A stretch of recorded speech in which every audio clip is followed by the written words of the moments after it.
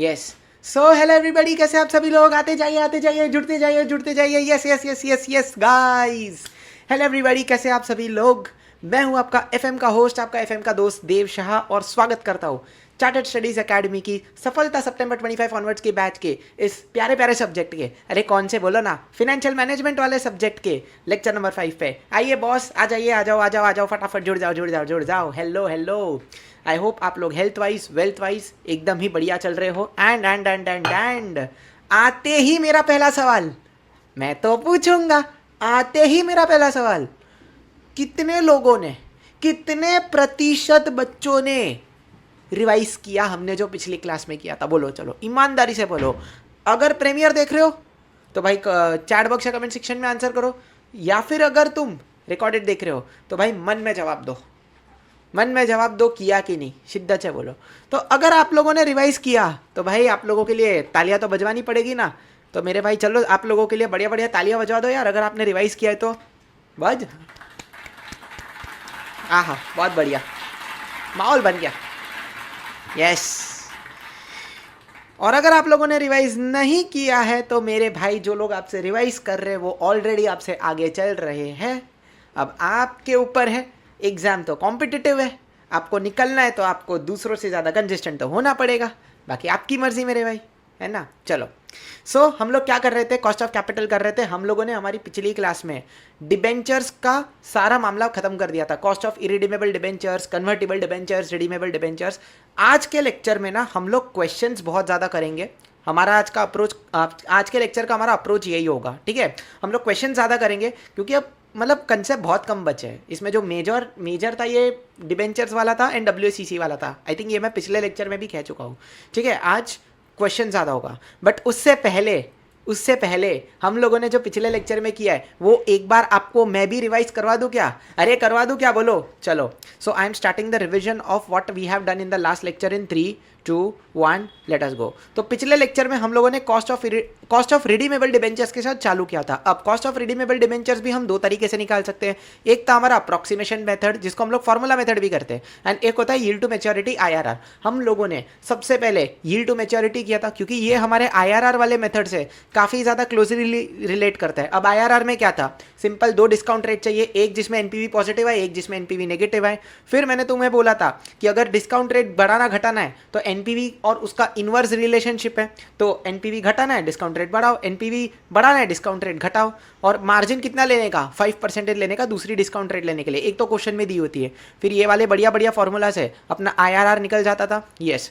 अब एक और चीज़, हम लोगों ने यील्ड टू मैच्योरिटी में कैश फ्लोज कैसे डिटरमाइन किया था। तो एक तो मैंने तुमसे क्या बोला था, एक इन्वेस्टर के पॉइंट ऑफ व्यू से सोचने का। तो डे 1 पे नेट प्रोसीड्स या करंट मार्केट प्राइस, एग्जिस्टिंग है तो करंट मार्केट प्राइस वरना नेट प्रोसीड्स, वो इन्वेस्टर के पॉइंट ऑफ व्यू से पहले दिन पे कैश आउटफ्लो होता है। वो फिर over the life of debentures कहने से इंटरेस्ट मिलता है, बट इंटरेस्ट पे तो हर बार टैक्स का सेविंग होता है, तो वो इंटरेस्ट का कैश इनफ्लो, और एंड ऑफ लाइफ में जो रिडेम्पशन वैल्यू है वो वापस इन्वेस्टर को मिल जाएगा। फिर हम लोगों ने एक बढ़िया बढ़िया इस पर एग्जाम्पल किया था, और उसके बाद मैंने आपको अप्रॉक्सीमेशन मेथड की, मैं सीधा अप्रोक्सीमेशन मेथड पे लेके गया था। बट उससे पहले हम लोगों ने अमोर्टाइजेशन ऑफ बॉन्ड पर भी एक कंसेप्ट किया था ना।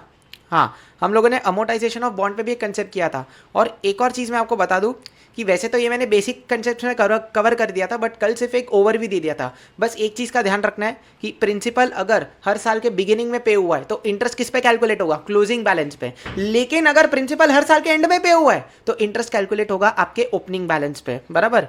फिर अगली चीज़ हम लोगों ने इस पर भी एक एग्जाम्पल किया था, और फिर मैं आया था अप्रोक्सीमेशन मेथड पे। अब अप्रोक्सीमेशन मेथड में मैंने क्या बोला था, जो आपने इरिडीमेबल डिबेंचर्स किया था बिल्कुल बिल्कुल वैसा ही है, बस दो लॉजिक्स इसमें मैंने ज़्यादा था। एक अपना कैपिटल गेन लॉजिक था, एक अपना एवरेज कॉस्ट लॉजिक था। तो इरिडीमेबल डिबेंचर्स में फॉर्मूला क्या था, interest net of tax divided by NP और सीएमपी, बराबर।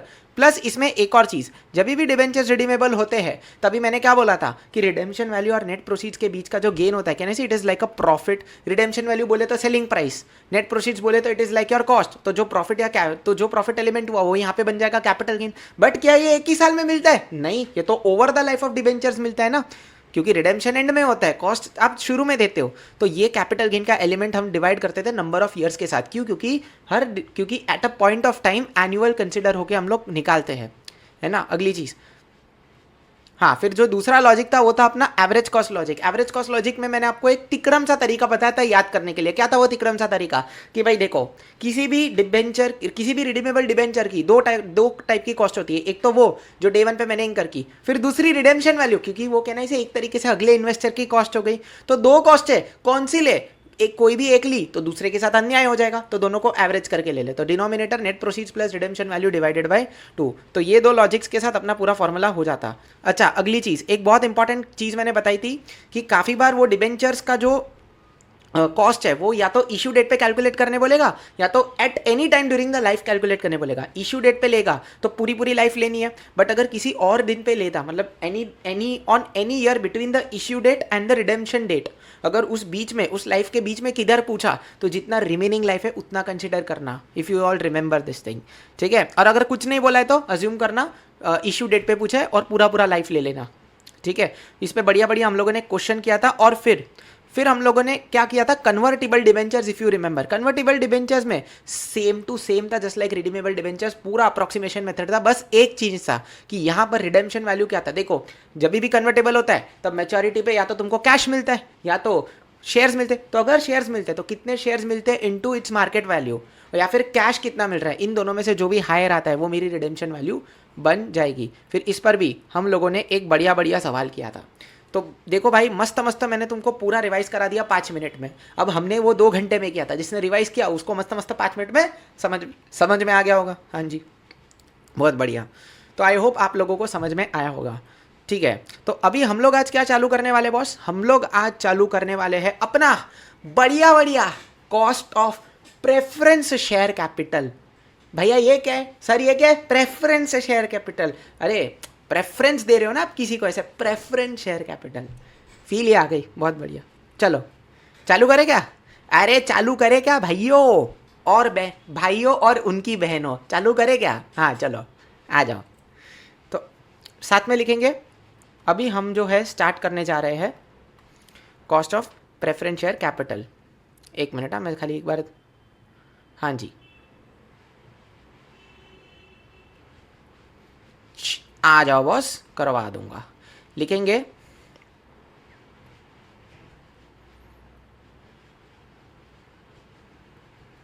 कॉस्ट ऑफ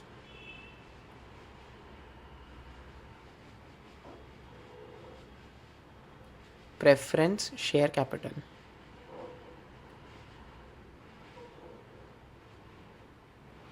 अब मैं तुमको एक बात बताऊँ क्या? बोलो ना, क्या बात है? इसमें अभी ना आपको कुछ नया नहीं पढ़ना है। जितने मेथड्स हमने अभी पढ़े बस उतने ही मेथड्स है प्रेफरेंस, उसमें से ही मेथड्स है प्रेफरेंस में भी, ठीक है। इसको हम लोग प्यार से, अरे प्यार से क्या बोलते हैं, केपी बोल लेते हैं, ठीक है। आ जाओ बॉस, करवा दूंगा,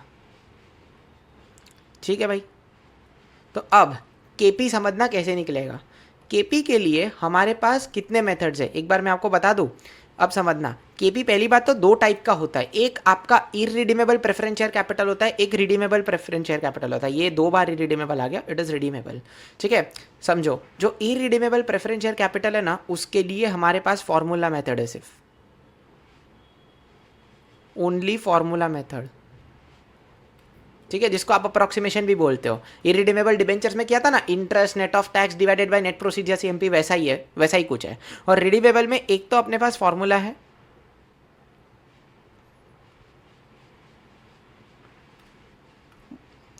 और आपको कोई मेथड दिया हुआ है क्या? आई थिंक नहीं दिया हुआ है, नहीं, बस। तो यहाँ पर है ना सिर्फ फॉर्मूला है। रिडीमेबल डिबेंचर्स में ना आपके पास यील्ड टू मैच्योरिटी मेथड भी था, यहाँ पर यील्ड टू मैच्योरिटी नहीं है, दोनों में सिर्फ फॉर्मूला है। अब मेरी बात ध्यान से सुनना, तुमको मतलब मस्त समझ में आ जाएगा। सबसे पहले मैं जाता हूँ कॉस्ट ऑफ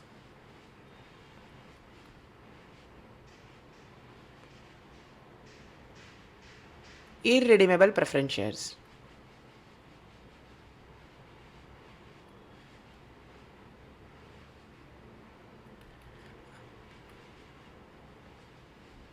अब इसमें अपने पास एक ही मेथड है, that is our formula method.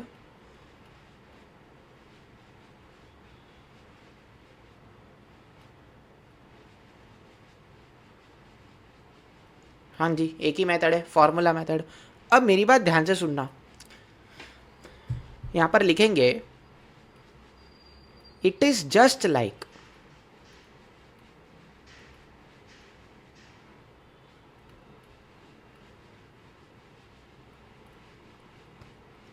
Cost of irredeemable debentures, cost of irredeemable debt using formula.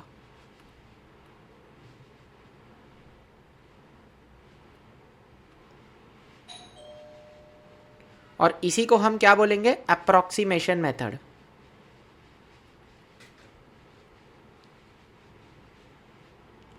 इसी को हम क्या बोलेंगे? Approximation method. क्या बात कर रहे हो सर? पूरा सेम है? पूरा सेम है। मैं तुमको बताता हूं, देखो कैसे होगा। अब देखो कॉस्ट ऑफ इररिडीमेबल डिबेंचर्स कैसे निकलता था? तो देखो कॉस्ट ऑफ इररिडीमेबल डिबेंचर्स निकालने के लिए हम लोग लेते थे interest net of tax divided by net proceeds या करंट मार्केट प्राइस, बराबर? यस।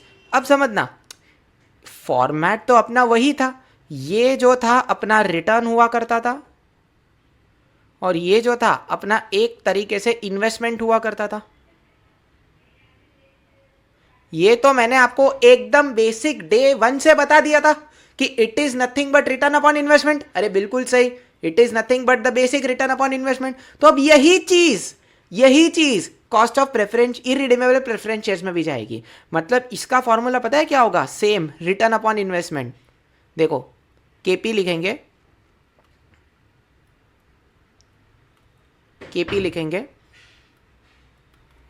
अब समझना, प्रेफरेंस जैसे डिबेंचर्स के लिए रिटर्न होता है इंटरेस्ट, ठीक वैसे ही प्रेफरेंस शेयर के लिए रिटर्न क्या होगा? अरे प्रेफरेंस शेयर पे क्या मिलेगा? प्रेफरेंस डिविडेंड मिलेगा कि नहीं? तो ऊपर लिख दो प्रेफरेंस डिविडेंड। अब मेरा सवाल है, मुझे एक बात बताओ, क्या प्रेफरेंस डिविडेंड पे टैक्स सेविंग होगी कि नहीं होगी? हमने वो जो एग्जाम्पल किया था ना, एग्जाम्पल वो याद करके मुझे बताओ, क्या प्रेफरेंस डिविडेंड पे टैक्स सेविंग होगा कि नहीं होगा? तो अगर आप बोलते हो कि सेविंग नहीं होगा, प्रेफरेंस डिविडेंड पे there is no tax saving, तो चलो भाई तैयार हो जाओ, क्योंकि आपके लिए तालियां बजने वाली है। अगर आपने ना आंसर किया है ना बॉस, इसका मतलब आपको बढ़िया तरीके से कंसेप्ट समझा है। क्यों टैक्स सेविंग नहीं होगा? इधर आओ, मैं तुमको लेके चलता हूं उस एग्जाम्पल पे वापस। किधर गया आपका वो एग्जाम्पल? हाँ ये वाला, ध्यान से देखो। EBIT, interest paid, profit before tax, tax, profit after tax. एक चीज समझो, जो प्रेफरेंस डिविडेंड आता है ना, वो इसमें से माइनस होता है, ये प्रॉफिट आफ्टर टैक्स में से माइनस होता है। तो मुझे एक बात बताओ, अगर मैं यहाँ पे इंटरेस्ट लगाऊं या ना लगाऊं, मेरा टैक्स का फिगर तो इससे ही लेगा ना। अगर मैं समझो यहाँ पे प्रेफरेंस डिविडेंड दोनों जगह पे 2020 लिख देता हूँ, तो उससे मेरा टैक्स का फिगर थोड़ी ना चेंज होगा, क्योंकि ये ऑटोमेटिकली प्रॉफिट आफ्टर टैक्स से माइनस होता है। एंड प्रॉफिट आफ्टर टैक्स लगता है पीबीटी में से टैक्स माइनस करके। हाँ बात तो सही है। तो सर एक बार हमको पूरा इनकम स्टेटमेंट बता दोगे ऐसा? एक्चुअली ये ना तुम्हारा पूरा इनकम स्टेटमेंट का फॉर्मेट है। हम लोग जब एक चैप्टर करेंगे ना लेवरेज एनालिसिस, या फिर इसके बाद वाला चैप्टर जो इन्वेस्टमेंट डिसीजंस होगा ना, उसमें मैं आपको पूरा इनकम स्टेटमेंट बनाऊंगा। बट अभी के लिए याद रखो कि प्रेफरेंस डिविडेंड पे there is no tax saving, ठीक है? ये चीज़ ध्यान रखना। तो यहाँ पर 1 माइनस टी गलती से भी मत ले लेना, ये मैं लिखवा देता हूँ। डिवाइडेड बाय वही अपना, अगर नए प्रेफरेंस शेयर इशू किए तो नेट प्रोसीड, और अगर एग्जिस्टिंग प्रेफरेंस शेयर्स है तो current market price, same to same, ठीक है? अब यहां पर लिख देना ऐसे, on preference dividend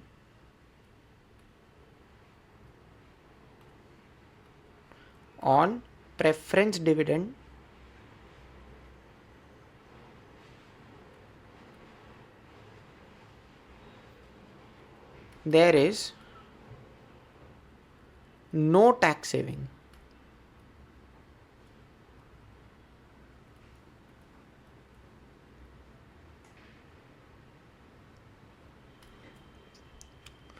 Hence, in formula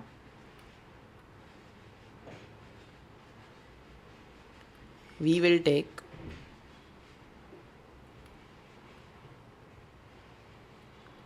only preference dividend and not preference dividend 1 minus tax. ठीक है, यस। तुमको अगर एक फॉर्मेट बनाना है ना, मतलब मैं तुमको अगर एक इनकम स्टेटमेंट का छोटू सा फॉर्मेट लिखवा के दूँ तो देखो कैसे होगा। ये सिर्फ अंडरस्टैंडिंग के लिए, फॉर रेफरेंस,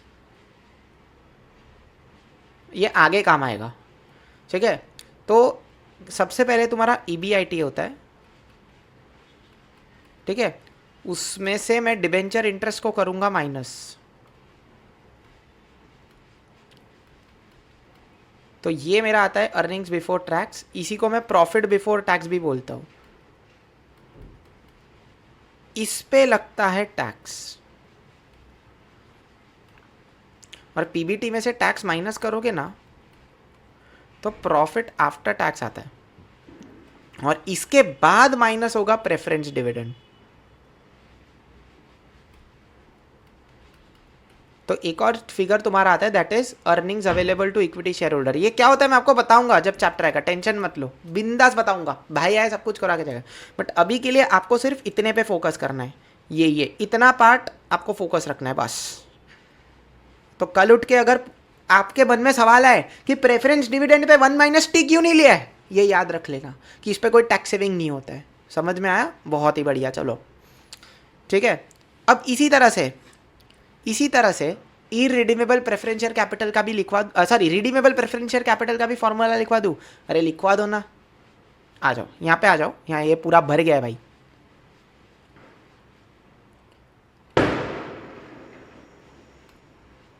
लिखेंगे कॉस्ट ऑफ, अरे ये आ गया वापिस, बोलो, कॉस्ट ऑफ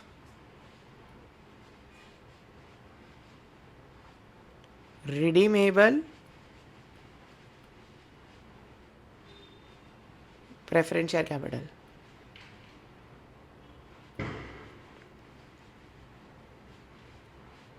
ठीक है, इसको भी हम KP बोलते हैं। इनिशियल से ज़्यादा फर्क नहीं पड़ता। ठीक है, ये प्रॉपर हुआ नहीं, इनिशियल से ज़्यादा फर्क नहीं पड़ता। अब समझना, चलो मैंने तुमको क्या बोला, इसका पूरा लॉजिक कॉस्ट ऑफ डिबेंचर्स पर ही बेस्ड है। तो मुझे एक बात बताओ, जैसे हम लोगों ने cost of irredeemable debentures approximation method से निकाला था, वैसे ही cost of redeemable debentures approximation या फॉर्मूला मेथड से कैसे निकलता था, याद करो। तो ये देखो, हम लोग कैसे निकाला करते थे, हम लोग ऐसे निकालते ना कि वैसे तो इंटरेस्ट नेट ऑफ टैक्स ही होता है, बराबर, वैसे इंटरेस्ट नेट ऑफ टैक्स ही होता है। बट दो लॉजिक्स, सबसे पहला लॉजिक हुआ करता था कैपिटल गेन लॉजिक, मतलब redemption value is like the selling price, net proceed या current market price is like the cost, तो डिवाइडेड बाय लाइफ। क्यों? क्योंकि वो कैपिटल गेन इन जो है ओवर द पीरियड यूज होता था, बराबर। ठीक वैसे ही रिडीमेबल प्रेफरेंस शेयर्स में भी है, redemption value minus net proceeds या करंट मार्केट प्राइस जो भी है डिवाइडेड बाय लाइफ, और the whole divided by debentures में दूसरा लॉजिक क्या हुआ करता था, एवरेज कॉस्ट लॉजिक। दो कॉस्ट है, दोनों को एवरेज करके ले लो, डिवाइडेड बाय 2। बढ़िया। अब सेम चीज, इसी चीज से हम हमारा कहना इसे रिडीमेबल प्रेफरेंस शेयर कैपिटल का भी फॉर्मूला डिराइव करेंगे। सर ऐसा ही है, पूरा सेम है? अरे पूरा सेम है मेरे भाई, इसलिए मैंने तुमको वो रिडीमेबल डिबेंचर्स और इरिडीमेबल डिबेंचर्स पे इतना टाइम लगाया, ताकि तुमको ये 2 मिनट में समझ में आ जाए। मैंने तुमको बोला था ना 2 मिनट का काम है ये। अब देखो KP कैसे होता था, सेम, सिर्फ इसकी जगह पे क्या आ जाएगा, प्रेफरेंस डिविडेंड। और क्या नेट ऑफ टैक्स होगा? नहीं होगा, क्योंकि इस पर टैक्स सेविंग नहीं होता है, तो सिर्फ प्रेफरेंस डिविडेंड, बाकी पूरा सेम वही कैपिटल गेन लॉजिक ऊपर और एवरेज कॉस्ट लॉजिक नीचे। Net proceed for existing investment, current market, sorry, net proceed for new investment, existing market price for current investment जो ऑलरेडी एग्जिस्ट करता है, खत्म। तुमको एक बात बोलूं, cost of preference share capital खत्म। क्या बात कर रहे हो, इतना ही था? इतना ही था भाई, तुमको बताओ? नहीं नहीं, मैं नहीं मानता, तुमको बताता हूँ। देखो हम लोगों का कितना है, ये देखो यहाँ से चालू हो रहा है, ठीक है। ये देखो, ये मैंने तुमको करवाया, नेट प्रोसीड्स या करंट मार्केट प्राइस जो भी है, हाँ जी ये मैंने तो आपको करवाया। हाँ, और ये देखो रिडीमेबल प्रेफरेंस शेयर कैपिटल पूरा सेम है, सिर्फ यहाँ पे प्रेफरेंस डिविडेंड आ गया। बाकी ये देखो मेरा एवरेज कॉस्ट, सॉरी ये देखो ये मेरा कैपिटल गेन का लॉजिक, ये मेरा एवरेज कॉस्ट का लॉजिक, सेम टू सेम। और उसके बाद सम्स है, और फिर तो देखो क्या चालू हो रहा है, cost of equity share capital, preference share capital इतना ही है। वाह भाई। अच्छा तुम बोलोगे sir convertible preference share capital जैसा कुछ कंसेप्ट नहीं है क्या? नहीं है। जो कन्वर्टिबल वाला कंसेप्ट है ना मेरे भाई, वो सिर्फ डिबेंचर्स के केस में आता है, ठीक है। इंस्टीट्यूट ने नहीं दिया हुआ है, इंस्टीट्यूट ने सिर्फ 3 टाइप के डिबेंचर्स दिए हैं, प्रेफरेंस में उन्होंने सिर्फ और सिर्फ रिडीमेबल और इरिडीमेबल कवर किया है, ठीक है। बहुत ही बढ़िया। तो अभी हम लोग क्या करें, बढ़िया बढ़िया 1-2 सम कर ले तो उसका भी फॉर्मूला याद ही हो जाएगा। मैंने तुमको बोला था ना, इतनी बार फॉर्मूला आएगा मस्त याद हो जाएगा। सफलता बैच है भाई, ले लो, तुमको मस्त करवा दूंगा मैं। चलो सबसे पहले हम लोग एक इलस्ट्रेशन कर लेते हैं अपने इरिडीमेबल पे। लिखेंगे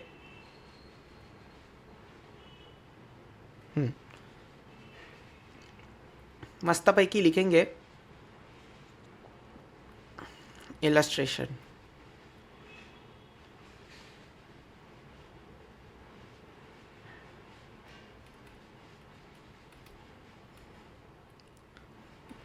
अरे बोलो कर ले क्या फटाफट? अरे कर लो ना फटाफट। XYZ issues 2010% preference shares of 100 each. Can I say this is my face value at 95 each? तो ये क्या है? ये कैन आई से this is my issue price. Calculate the cost of preference shares. किसी भी तरीके का फ्लोटेशन कॉस्ट दिया नहीं हुआ है। एंड आई थिंक जो नेक्स्ट इलस्ट्रेशन है ना वो सेम टू सेम है। हाँ ये वाला करते हैं, एक्चुअली है ना ये वाला करते हैं। हाँ ये वाला करते हैं क्योंकि ये तो बहुत ही ज़्यादा बेसिक है। क्या हुआ है देखो मैं तुमको बताता हूँ। इशू प्राइस है, कोई फ्लोटेशन कॉस्ट नहीं है, ठीक है। तो नेट प्रोसीड्स ही मेरा इशू प्राइस है। तो देखो डिनोमिनेटर में नेट प्रोसीड लिया हुआ है और प्रेफरेंस डिविडेंड 100 को इंटू 10 करो तो 10 रुपीज़, ये करके सीधा 10.53% आ जाता है। तो इसमें तो कुछ भी नहीं है, तो ऐसा ही हो गया तुम्हारा, ठीक है। आगे बढ़ते हैं। हाँ अब ये वाला एक करते हैं क्योंकि इसमें थोड़ा ना खेला कूदी है। तो एक इरिडीमेबल वाला सॉल्व करते हैं, एक रिडीमेबल वाला सॉल्व करते हैं, मस्त हो जाएगा, मस्त, ठीक है। तो चलो आ जाओ, ठीक है चलो चालू करते हैं। If R energy limited is issuing preferred stock at 100 rupees per share with a stated dividend of 12 and the flotation cost is ₹3, then calculate cost of preference share। तो देखो इरिडीमेबल प्रेफरेंस शेयर है क्योंकि किसी भी तरीके का life नहीं दिया हुआ है, लाइफ नहीं दिया है तो हम लोग क्या अज्यूम करते हैं, इरिडीमेबल। तो देखो मेरा लाइफ तो कुछ भी नहीं है। अब सबसे पहले मेरा इरिडीमेबल प्रेफरेंस शेयर्स का फॉर्मूला क्या होता है, सिंपल, मेरा प्रेफरेंस डिविडेंड डिवाइडेड बाय मेरा नेट प्रोसीड्स, क्योंकि नया इशू है। प्रेफरेंस डिविडेंड कैसे निकलेगा, सिंपल, 100 रुपया मेरे शेयर की फेस वैल्यू है मल्टीप्लाइड बाई उसका डिविडेंड रेट। कुछ अच्छा डिविडेंड तो सामने से ही दिया हुआ है 12 रुपये, तो यहाँ पर डिविडेंड हो जाएगा 12 रुपये डिवाइडेड बाई नेट प्रोसीड्स। अब नेट प्रोसीड्स दिया नहीं हुआ है, आपको इशू प्राइस दिया हुआ है, किधर है, एंड आपको फ्लोटेशन कॉस्ट दिया हुआ है। हाँ आपको इशू प्राइस भी नहीं दिया हुआ, आपको सीधा फेस वैल्यू दिया हुआ है। तो मैंने बोला था ना फेस वैल्यू पे अगर कुछ प्रीमियम डिस्काउंट होगा तो उसका एडजस्टमेंट करके इशू प्राइस आएगा, बट अगर कुछ बोला ही नहीं है तो फेस वैल्यू को ही इशू प्राइस माना। तो इस केस में मेरा फेस वैल्यू ही मेरा इशू प्राइस हो गया, दैट इज ₹100। और फ्लोटेशन कॉस्ट बोला ना 3%, तो लेस कर देना फ्लोटेशन कॉस्ट 3% ऑफ कितना कितना, कुछ कोर पैरामीटर ही नहीं है, सिर्फ फेस वैल्यू एक चीज़ है, तो हम लोग इसी का लेंगे। तो 3% इंटू 100 रुपीज़ मेरा फ्लोटेशन कॉस्ट हो गया। तो यहाँ पे 100 में से 3 माइनस हो जाएगा तो मेरा नेट प्रोसीड कितना आ गया, कैन आई से इट इज 97 पर शेयर। तो 12 डिवाइडेड बाई 97, मेरा आंसर देखो कितना आ जाता है, 12.37% आता है क्या?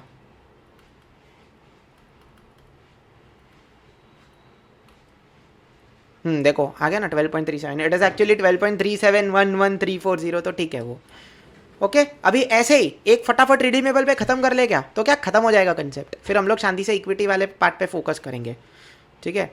अब इसके बाद है ना, अच्छा पहले ये करवा लेता हूँ फिर आपको बोलता हूँ। अब इस पे चले जाते हैं इलस्ट्रेशन पे। और कोई इसे बेहतर इलस्ट्रेशन है क्या वो देख लेना, नहीं इसमें एक ही इलस्ट्रेशन है, ठीक है चलो ये करवा लेता हूँ। तो ये जो मेरा था इररिडीमेबल प्रेफरेंस शेयर कैपिटल वाला इलस्ट्रेशन था। अब एक रिडीमेबल प्रेफरेंस शेयर कैपिटल पे इलस्ट्रेशन कर लेते हैं।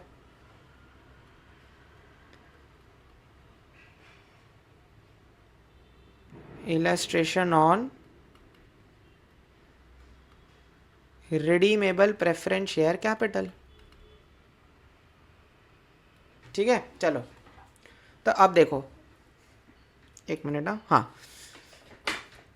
XYZ issues 2000 10% preference shares of 100 each eight 95 each. तो एक बार मैं डेटा लिख देता हूँ क्योंकि बहुत ज़्यादा है।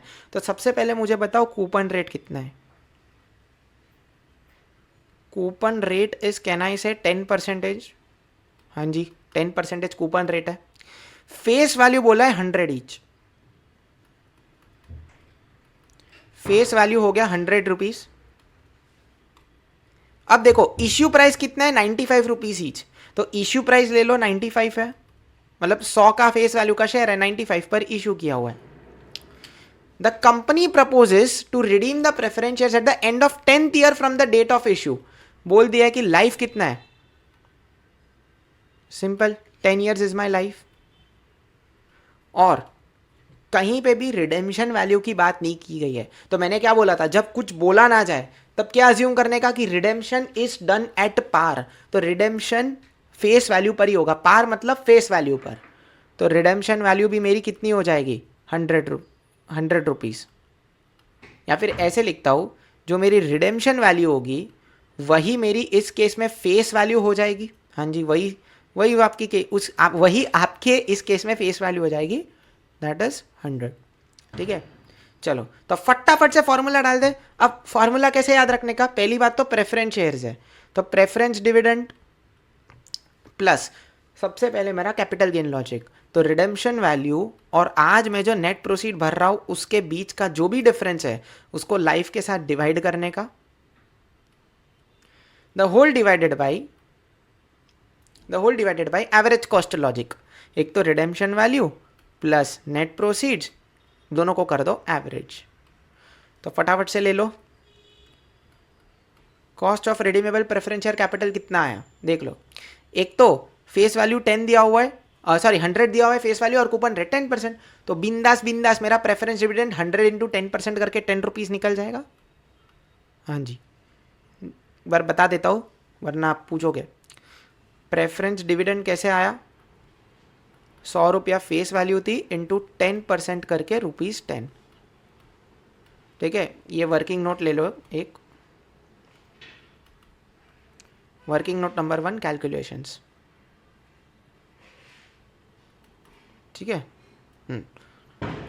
अगली चीज़, इसकी रिडेम्पशन वैल्यू कितनी थी, हमने बोला था रिडेम्पशन हो रहा है पार पर, तो 100 रुपीज़ माइनस इसका नेट प्रोसीड कितना है।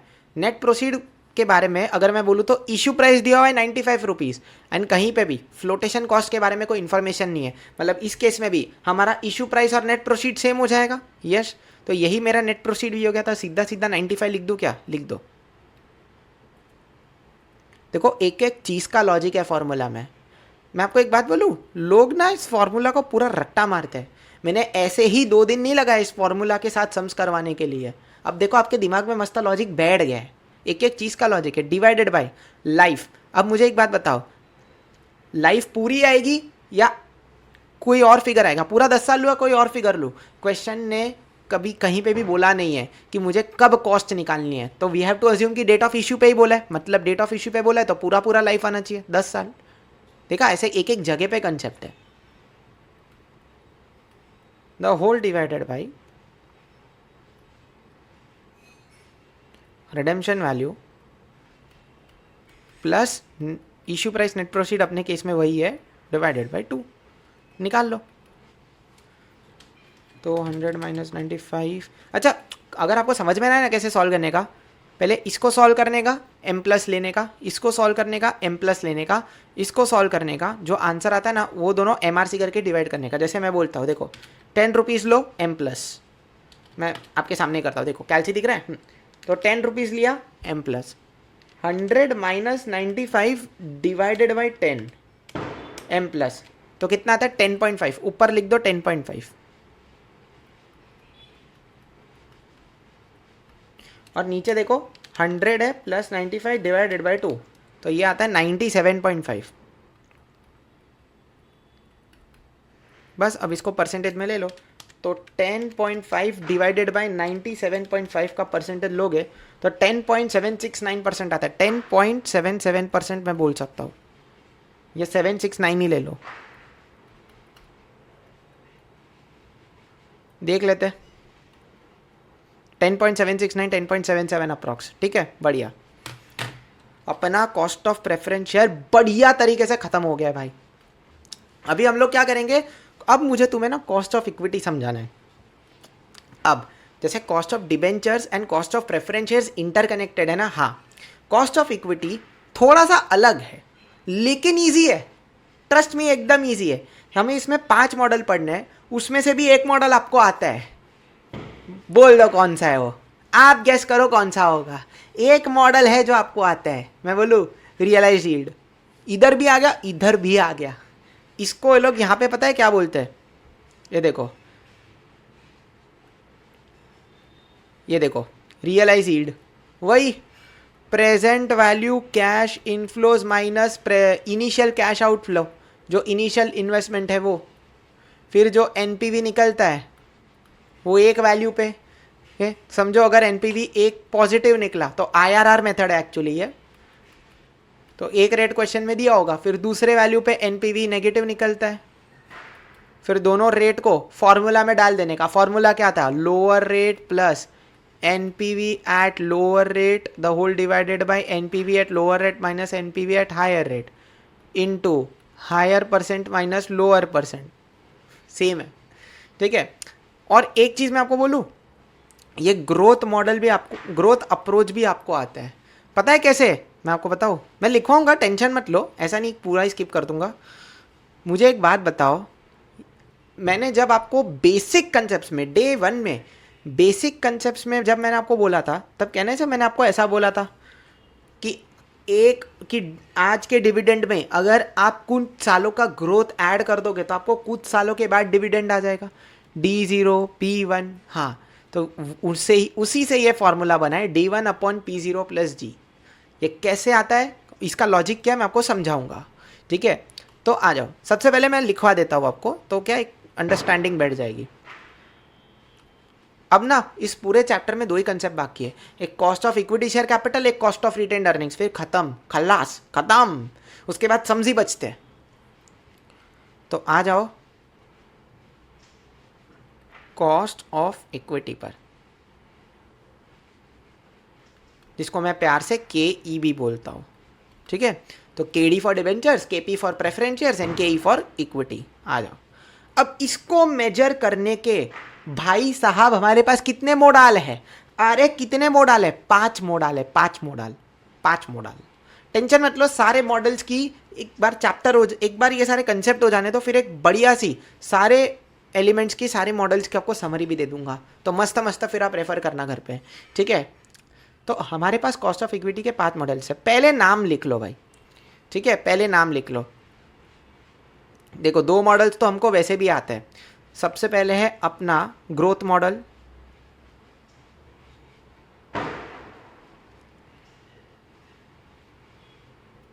इसको हम लोग गॉर्डन्स ग्रोथ मॉडल भी बोलते हैं।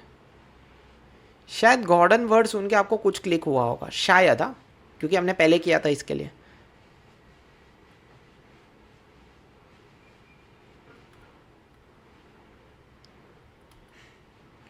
दूसरा realised yield approach,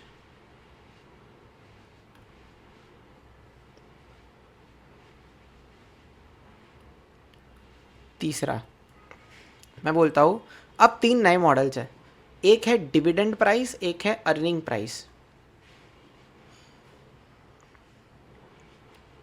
dividend price, फिर है एक अर्निंग्स प्राइस।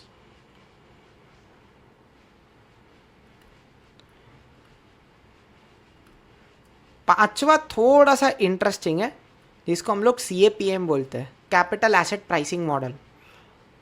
यार ये क्या भारी भारी नाम है, कैपिटल एसेट प्राइसिंग मॉडल। अरे कुछ नहीं है ये ना, इंस्टीट्यूट पता है क्या बोलते हैं ना, इंस्टीट्यूट का पता है कैसे है, नाम बड़े दर्शन छोटे, कंसेप्ट के इतने हाईफाई नाम बताएगा, अंदर से परचूरन निकलेगा भाई, अंदर से भुजिया से भी निकलेगा, सच्ची बोल रहा हूँ। कैपिटल असेट प्राइसिंग मॉडल, ठीक है। ये 5 मॉडल्स हमें पढ़ने हैं। अब कहने से ये तो ऑलरेडी कवर्ड है भाई, ये मैं वापस नहीं करा रहा यार। ये रियलाइज यील्ड अप्रोच लिटरली हमने अब तक, मतलब मैं बोलूँ ये 5वां लेक्चर चल रहा है, एंड पिछले 4 लेक्चर में हमने 3 बार ये कर लिया है। एक तो डे 1 पे जो बेसिक्स करवाया था वो, फिर एक बार जब आपको कॉस्ट ऑफ डिबेंचर्स करवाया वो, एंड भाई आज जब प्रेफरेंस शेयर पढ़वाया तब भी आपको रिवाइज करवाया। तो ये तो भाई आता जाता है, इसको खाली IRR कह के लिख देना, इस पर हम सीधा सम करेंगे, ठीक है।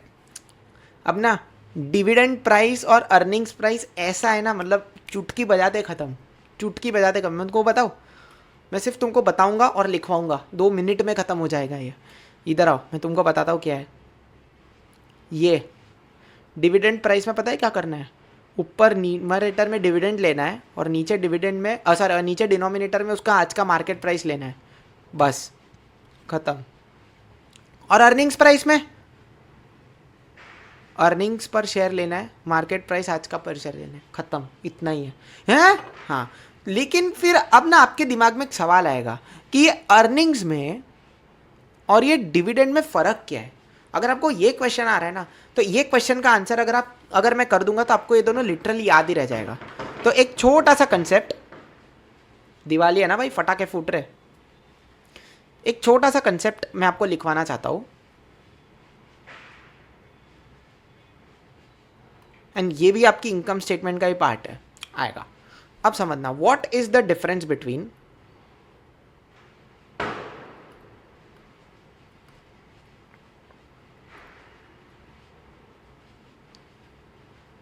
what is the difference between क्या, earnings per share and dividend per share, ऐसे DPS लिखने का क्या डिफरेंस है। अब मेरी बात ध्यान से सुनना, तुमको पता है होता क्या है भाई। आज समझो मैं एक कंपनी हूं, चलो एक एग्जांपल ही लेता हूं तो तुमको मस्त मस्त समझ में आएगा। एग्जांपल, ये मैं हूँ, ठीक है, मस्त ऐसे बाल कर देता हूँ अपने खड़े, आहा स्पाई कट, शौक लगा लगा लगा लगा मत सोचना मन में, हाँ हाँ स्पाई कट है वो, शौक लगा लगा नहीं है, शौक लगा लगा कोई नहीं बोलेगा। So this is Dev limited, ठीक है, ये मेरा कंपनी है। क्या करता है आपका कंपनी, अरे जो भी करता हो, देखो अब ना इसने पता है टोटल अर्निंग्स कितना कमाया, अर्निंग्स इसका हुआ 100 करोड़। वाह सर बहुत कमा रहे हो, थोड़ा हमको भी दे दो। वो होता है ना वो अमीर आदमी देखा नहीं कि, चलो ठीक है, coming back to the point, मैंने 100 करोड़ कमाया, ठीक है। अब देखो, अब ना मैं भी हूँ तो एक कंपनी, मेरे भी तो शेयर होल्डर्स होंगे अपने, बात तो सही है, बात में तो दम है, आपके भी शेयर होल्डर्स होंगे। तो ये 100 करोड़ रुपया जो मैंने कमाया है, मेरे को उसमें से अपने शेयर होल्डर्स को डिविडेंड देना पड़ेगा, या मैं पूरा मस्त अपनी ऐसे जेब में रख के, ब्रीफ केस में रख के, पेटी पैक करके भाग जाऊँ तो चलेगा? अरे कैसे चलेगा भाई, थोड़ा डिविडेंड तो देना पड़ेगा ना शेयर होल्डर को, बिल्कुल देना पड़ेगा। तो मैं बोलता हूँ ये 100 करोड़ में से मैंने 70 करोड़ डिविडेंड दिया, और बाकी का 30 करोड़ पता है मैंने सेव करके रखा, सेव इसको सेव को सेव्ड, मैंने उसको बांटा नहीं, मैंने उसको कंपनी में सेव किया। और इसी सेविंग्स को हम लोग पता है क्या बोलते हैं, रिटेंशन। पे जगह नहीं है, नीचे लिख लेना चाहिए था। ठीक है, 100 करोड़ मैंने कमाया, 70 करोड़ मस्त शेयर होल्डर को दे दिया, 30 करोड़ मेरे को आने वाले किसी कंपनी के आने वाले कोई प्रोजेक्ट के लिए चाहिए था, मैंने उसको सेव करके रखा, रिटेंशन। ठीक है, अभी अब ना समझना, मेरा नंबर ऑफ शेयर्स कितना पता है, मैंने टोटल नंबर ऑफ शेयर्स अपने शेयर होल्डर्स को कितने इशू करके रखे हैं, 1 करोड़। अब तुमको समझेगा इन दोनों के बीच का डिफरेंस। फोड़ ले भाई, फोड़ ले, फटाके फूट रहे। तो देखो, अब तुमको समझेगा अर्निंग्स पर शेयर और डिविडेंड पर शेयर के बीच का डिफरेंस। अर्निंग्स पर शेयर पता है कैसे निकलेगा, मैंने एज अ कंपनी टोटल कितना कमाया, अबे कितना डिविडेंड दिया, कितना सेव किया भूल जा, मैंने टोटल कितना कमाया, 100 करोड़, डिवाइडेड बाय मेरे नंबर ऑफ शेयर्स कितने थे, 1 करोड़।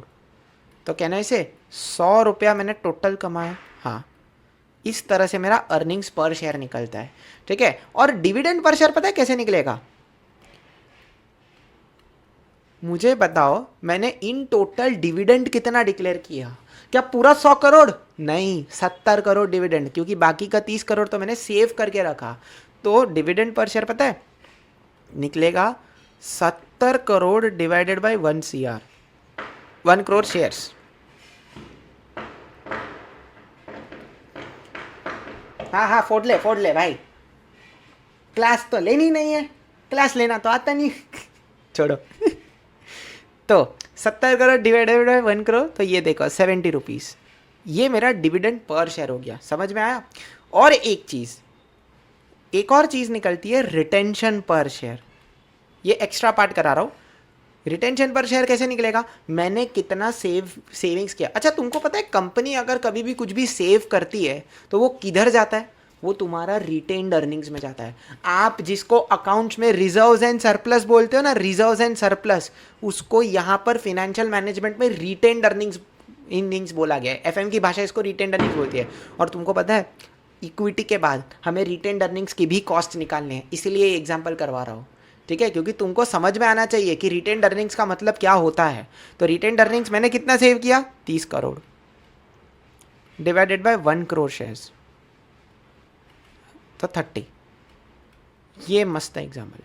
आई होप अब आपको समझा होगा what is the difference between earnings per share and dividend per share. क्या आपको इतना समझा, earnings per share in total कितना कमाया उसके बेसिस पे होता है, divide by number of shares. Dividend per share मैंने इस अर्निंग में से कितना डिविडेंड डिक्लेयर किया उसके बेसिस पे होता है। और रिटेंशन पर शेयर उस अर्निंग्स में से मैंने कितना सेव किया, कितना रिजर्व्स एंड सरप्लस में डाला, उसके हिसाब से होता है।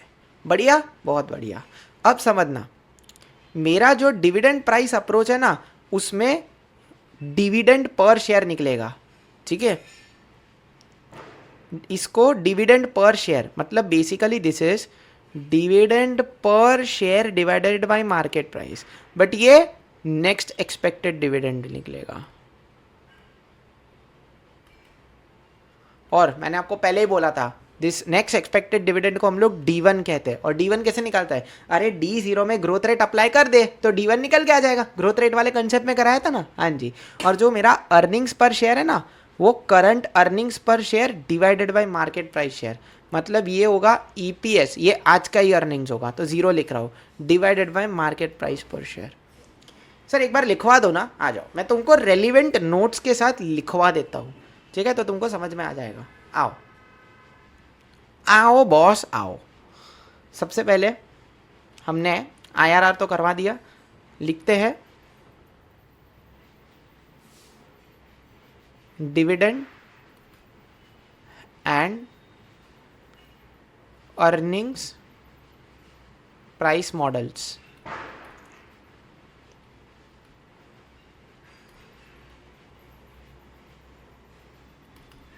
ठीक है, ओके, आ जाओ। अब देखो earnings price and dividend price model में फ़र्क क्या है।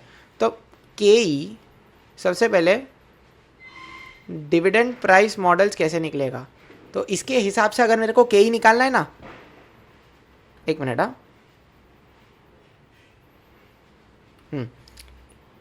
सही चल रहा है ना, हाँ, अगर इसके हिसाब से मेरे को के ही निकालना है तो ये हो जाएगा मेरा dividend per share divided by market price पर share.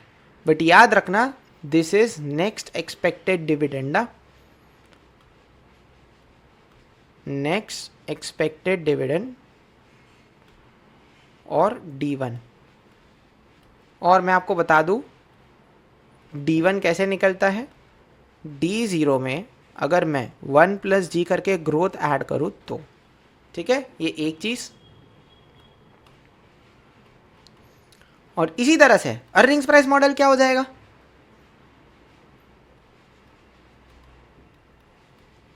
It is earnings per share upon market price पर शेयर। बट ये जो अर्निंग्स पर शेयर है ये करंट अर्निंग्स है, इसमें गलती से भी ग्रोथ ऐड मत कर देना भाई, ये E0 लिखना भाई, E1 नहीं। और क्वेश्चन अर्निंग्स प्राइस मॉडल पूछा ना तो गलती से भी आज के अर्निंग्स में ग्रोथ ऐड मत कर देना भाई, वो सिर्फ डिविडेंड प्राइस मॉडल में D1 बोलता है, अर्निंग्स में नहीं होगा, डिविडेंड में होगा, इतना ध्यान रखना, ठीक है। अब इसी के अलावा मैं आपको गॉर्डन्स ग्रोथ मॉडल भी लिखवा दो, डोंट वरी, इसका लॉजिक मैं आपको समझाऊंगा। ये मुझे एक बात बताओ, आपको पहले dividend price and earnings price model समझाना, उसके पीछे का लॉजिक ईपीएस और डीपीएस के बीच का फर्क अगर आपको समझ गया तो ये आपके लिए चिल्लर हो जाएगा। अभी मैं आपको थोड़ा गॉर्डन्स ग्रोथ पे भी बताता हूँ। गॉर्डन्स ग्रोथ मॉडल, अब ये गॉर्डन्स ग्रोथ मॉडल क्या है, ध्यान से सुनना, ठीक है, ध्यान से सुनना है। गॉर्डन्स ग्रोथ मॉडल क्या है, अब देखो गॉर्डन्स ग्रोथ मॉडल के लिए ना, एक तो नेक्स्ट एक्सपेक्टेड डिविडेंड यानी कि D1 लेना, ठीक है, उसको आज के प्राइस के साथ डिवाइड करना। तो ये तो डिविडेंड प्राइस मॉडल का फॉर्मूला हो गया, क्योंकि हम लोग क्या लेते थे, D1 या DPS, जो D1 या DPS था डिवाइडेड बाय मार्केट प्राइस पर शेयर, जिसको हम लोग प्यार से P0 भी बोलते हैं, यहाँ पर भी हम लोग इसको प्यार से P0 भी बोलते हैं। Market price, current market price पर शेयर इज P0 या नेट प्रोसीड्स इज P0, है ना, यस। तो यहाँ पर ये तो मेरा डिविडेंड प्राइस का ही हो गया, बस एक छोटू सा चेंज है, इसमें ग्रोथ डाल देना। मतलब कहना ही से ये डिविडेंड प्राइस मॉडल ही है बट विथ ग्रोथ। इसीलिए अब आपका इंस्टीट्यूट देखो क्या बोलता है, इसको ग्रोथ अप्रोच बोलता है, ग्रोथ अप्रोच और गॉर्डन्स मॉडल। समझ में आया बात, यस। तो बेसिकली यहाँ पे लिख दो, मतलब अगर आपको ये फॉर्मूला अलग से याद नहीं करना ना, खाली लिख दो, it is dividend price model only,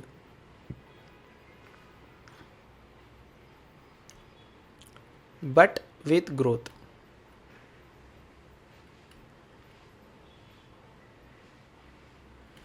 अच्छा, काफ़ी बार पता है गलती क्या करते हैं एस्पिरेंट्स, वो ना आज का डिविडेंड दिया है, वो आज का डिविडेंड यहाँ रख के ग्रोथ ऐड कर देंगे और बोलेंगे उसको डिवाइड बाय P0 करने का। ऐसा भी मत करना, आज का डिविडेंड दिया होगा ना क्वेश्चन में, तो उस पर एक बार ग्रोथ ऐड करके फ्यूचर एक्सपेक्टेड डिविडेंड लिखना ही, डिवाइडेड बाय P0 करना ही, बट एक बार फिर से ग्रोथ ऐड करना, ठीक है। वंस अगेन, आज का डिविडेंड क्वेश्चन में दिया होगा, आपको आज के डिविडेंड कैलकुलेट करने के पैरामीटर्स दिए होंगे, तो आज का डिविडेंड सीधा सीधा यहाँ पे मत लिख देना, आज के डिविडेंड पे एक बार ग्रोथ ऐड करना तो नेक्स्ट एक्सपेक्टेड डिविडेंड आएगा, वो D1 यहाँ पे लिखना, डिवाइड बाई P0, और फिर एक बार वापस से यहाँ पे ग्रोथ लिखना। तो आइडियली फॉर्मूला में ग्रोथ 2 बार यूज करना है, एक D0 से D1 पे पहुंचने के लिए और दूसरा यहाँ पे। समझ में आया, ये भी लिख लो। सर आप एक एक चीज लिखवाते क्यों, क्योंकि बेटा यही बातें तो तुम एग्जाम में भूल जाओगे। मतलब इन अ वेरी गुड सेंस, काफ़ी लोग ना एग्जाम तक इतनी छोटी छोटी डिटेल भूल जाते हैं, है ना। एंड ये जब आप पता है फर्स्ट रिवीजन, सेकंड रिवीजन, ये सब आप करने बैठोगे ना, तब के लिए ये चीज़ बहुत काम में आएगी आपको, ट्रस्ट मी, बहुत काम में आएगी, है ना। और जो आपका एग्जामिशन 80+ रैंक वाला टारगेट है, वो आपको अचीव करने में और मज़ा आएगा जब आप चीज़ों को डेप्थ में पढ़ोगे भाई। तो यहाँ पे लिख लो, firstly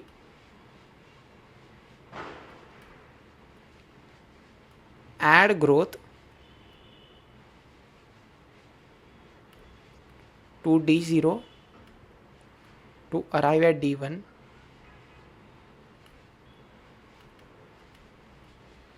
and then put in formula. अब मेन बात है, after which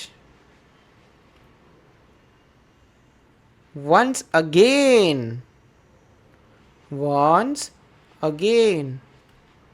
growth will come. ठीक है, बढ़िया। तो देखो अभी सिर्फ एक ही मॉडल बचा है। तो देखो मैं आपको बताता हूँ, हमने किधर गया, अबे ऊपर आ गया मैं, सॉरी नीचे आ गया। हमने ग्रोथ मॉडल अभी जस्ट किया, रियलाइज यील्ड अप्रोच तुम्हारा IRR ही है, dividend price and earnings price किया। फर्क क्या है, एक में DPS है, एक में EPS है। DPS में ग्रोथ करना है, EPS में नहीं करना है। और एक आता है तुम्हारा कैपिटल एसेट प्राइसिंग मॉडल। अब इसका लॉजिक है ना बाकी मॉडल से काफ़ी अलग है, ठीक है, इसका काफ़ी अलग है, समझना।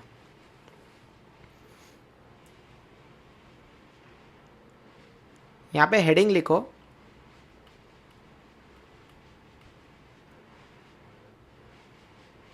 Capital asset pricing model. चलो इसके बाद ब्रेक, ठीक है, इसके बाद ब्रेक लेते हैं, फिर मैं तुमको बढ़िया बढ़िया गाना सुनाता हूँ और उसके बाद रिटेन्ड अर्निंग्स करके आज के लेक्चर को ख़त्म करेंगे, ठीक है। चलो, capital asset pricing model CAPM।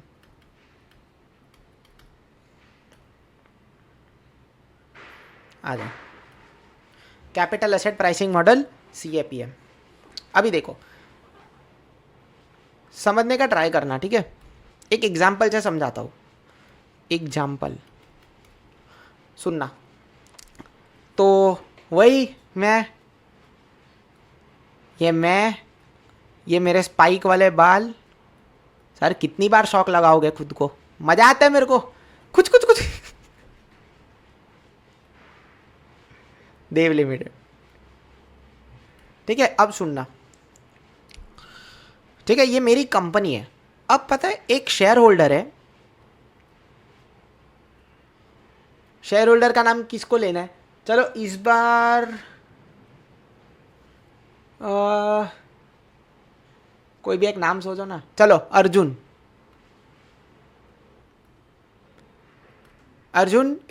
नाम है एक, और ये कौन है, मेरा इन्वेस्टर है, ठीक है, एक इन्वेस्टर है, ये मेरी कंपनी है।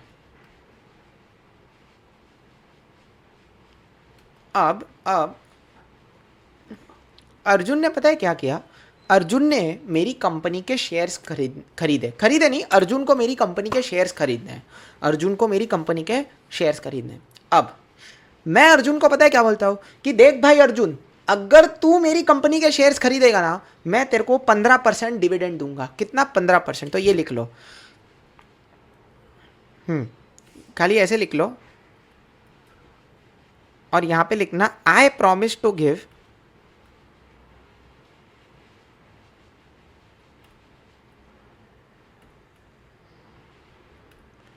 15% डिविडेंड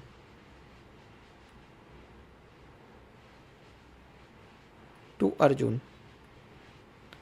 मैं अर्जुन को कितना परसेंट डिविडेंड दूंगा? 15% डिविडेंड दूंगा। बहुत ही बढ़िया। अब तुमको पता है, अब कहानी में आता है थोड़ा सा ट्विस्ट। कौन आया? बैंक। बंका आया। कौन आया? बैंक। कौन सा बैंक? SBI बैंक ले लेता, चलो। और हाँ, इसका लंच टाइम खत्म हो गया है। ठीक है, अब बैंक, ये बैंक है, चलो ऐसा बिल्डिंग बना लेते हैं। ये तो मस्त है, ये 1 2 से मस्त 3 माले का बिल्डिंग है। ठीक है, अभी देखो बैंक पता है अर्जुन को क्या बोलता है? एक तरफ मैं बोल रहा हूँ अर्जुन को, मैं कंपनी हूँ, एक तरफ मैं अर्जुन को बोल रहा हूँ कि भाई अगर तू मेरी कंपनी में इन्वेस्ट करेगा मैं तेरे को 15% डिविडेंड दूंगा। बैंक पता है क्या बोलता है? अगर तू मेरी FDs में इन्वेस्ट करेगा ना तो मैं तेरे को एफडी पे 60% रिटर्न दूंगा। आई थिंक 7-8% ही चल रहा है अभी, ठीक है। आई एम नॉट अपडेटेड, मैंने लेटेस्ट अपडेट देखा नहीं है, बट लास्ट देखा था तब कुछ टूटा था। तो चलो हम लोग 7 ही हम लोग अभी 7 मान लेते हैं, चलो। तो बैंक क्या बोलता है पता है, यहाँ पे लिखो बैंक प्रोमिसेस टू पे, उसको ना थोड़ा टिल्ट करके लिखते हैं।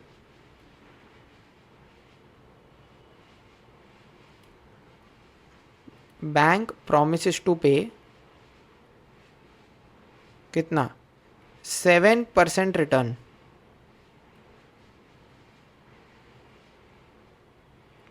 ऑन एफडी, ठीक है। और अर्जुन के पास 100 रुपया है, अर्जुन के पास कितना रुपया है, 100 रुपये। अब देखो, एज अ कंपनी मैं भी धंधा लेके बैठा हूँ, बैंक भी धंधा लेके बैठा है, बराबर। बैंक कैसे धंधा लेके बैठा है, वो तो ऐसे ही रिटर्न दे रहा है, नहीं। जो पैसा अगर अर्जुन ने पैसा बैंक में डाला, वही पैसा बैंक लोन को देगा और 60% से ज़्यादा कमाएगा और वापस से अर्जुन को 60% दे देगा, ठीक है। That is a different topic, but समझो it's me versus bank. Bank क्या बोल रहा है कि तू मेरे में 100 रुपया डाल, मैं तेरे को उस पर 60% दूंगा। तू तेरे 100 रुपये मेरी एफडी में डाल, मैं तुझे 7% इंटरेस्ट दूंगा। मैं क्या बोलता हूँ, अबे बैंक को छोड़, तू मेरे कंपनी में 100 रुपये डाल, मैं तेरे को 15% रिटर्न दूंगा। अब मुझे एक बात बताओ, और एकदम लेमन टर्म्स में, प्रेजेंट वैल्यू कुछ कंसेप्ट मत लगाना, ठीक है, कोई कंसेप्ट मत लगाना, कुछ नहीं लगेगा इसमें। एकदम लेमन टर्म्स में मेरे को बोलो, अर्जुन किसके पास जाएगा 100 रुपया डालने? क्या मेरे पास जाएगा जो 15% रिटर्न दे रहा है, या बैंक के पास जो सिर्फ 60% रिटर्न दे रहा है? अरे सीधी बात है ना, अर्जुन जाएगा 15% पे, अर्जुन जाएगा 15% पे। यश, अब समझना, कहने से मेरा जो कंपनी का शेयर है वो स्टॉक मार्केट में रहेगा और अर्जुन उसमें इन्वेस्ट करेगा। तो यहाँ पे कहना इसे this is nothing but stock market, एक तरीके से। यस, अब समझना, ये पर्टिकुलर एग्जाम्पल को अगर मैं लिंक करूँ तो पता है, अभी कैपिटल एसेट प्राइसिंग मॉडल को अभी समझना, CAPM में वैल्यूज कैसे आएगी वो तुमको समझ में आ जाएगा, ठीक है। यहाँ पर जो 15% है वो पता है क्या है, मार्केट रेट है। इसको हम लोग बोलते हैं market rate, basically stock market का रेट।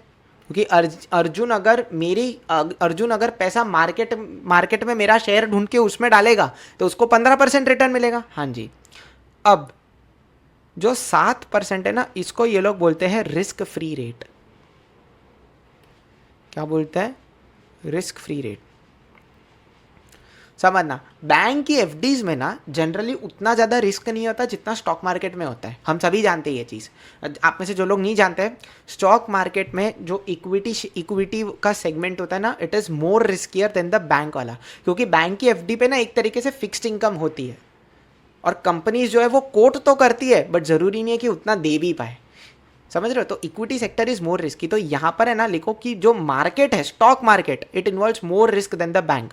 तो यहाँ पे लिखो इन्वॉल्व्स रिस्क। इसमें एक तरीके का रिस्क हो जाता है। कैसा रिस्क सर? रीपे ना हो पाने का रिस्क, 15% रिटर्न ना मिल पाने का रिस्क। और यहाँ पर है ना पक्का 60% मिलेगा, तो इसको हम लोग बोलते हैं नो रिस्क। और इसीलिए बैंक की एफडी का जो रेट है ना, यहाँ पर इसको इन्होंने रिस्क फ्री रेट बोला है, ठीक है। अब क्या मुझे कोई ये बता सकता है कि मार्केट में मेरी कंपनी में पैसा डालने का रिस्क बैंक से कितना ज़्यादा है? How much risk is more when I compare my company to the bank company? आप सीधा सीधा क्या बोलोगे? 8%। कैसे आया? मेरी कंपनी में कितना रिस्क है? 15% माइनस बैंक तो वैसे भी 60% दे रहा है। तो मार्केट में डालने से एडिशनल गेन कितना हो सकता है? देखो, जितना गेन उतना रिस्क। तो चलो, आई रैदर रिफ्रेम माई क्वेश्चन। मैं ऐसे पूछता हूँ कि मेरी कंपनी में डालने से बैंक से कितना ज़्यादा रिटर्न मिलेगा? तो आप सीधा सीधा बोलोगे 15 - 7 8%। यस, तो मैं बोलूँ ये जो 15% माइनस 7% आपने किया और जो आपने 8% डाला, इसको पता है क्या बोलते हैं? इसको हम लोग बोलते हैं risk premium.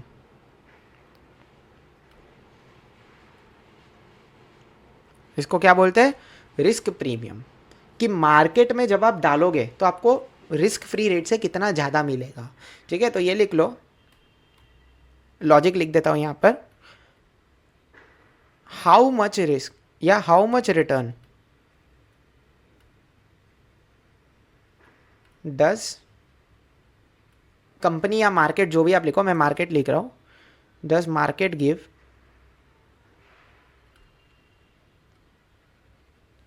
In excess of the risk free rate।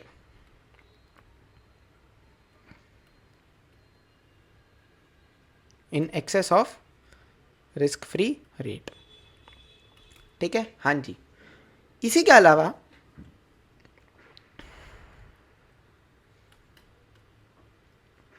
एक minute,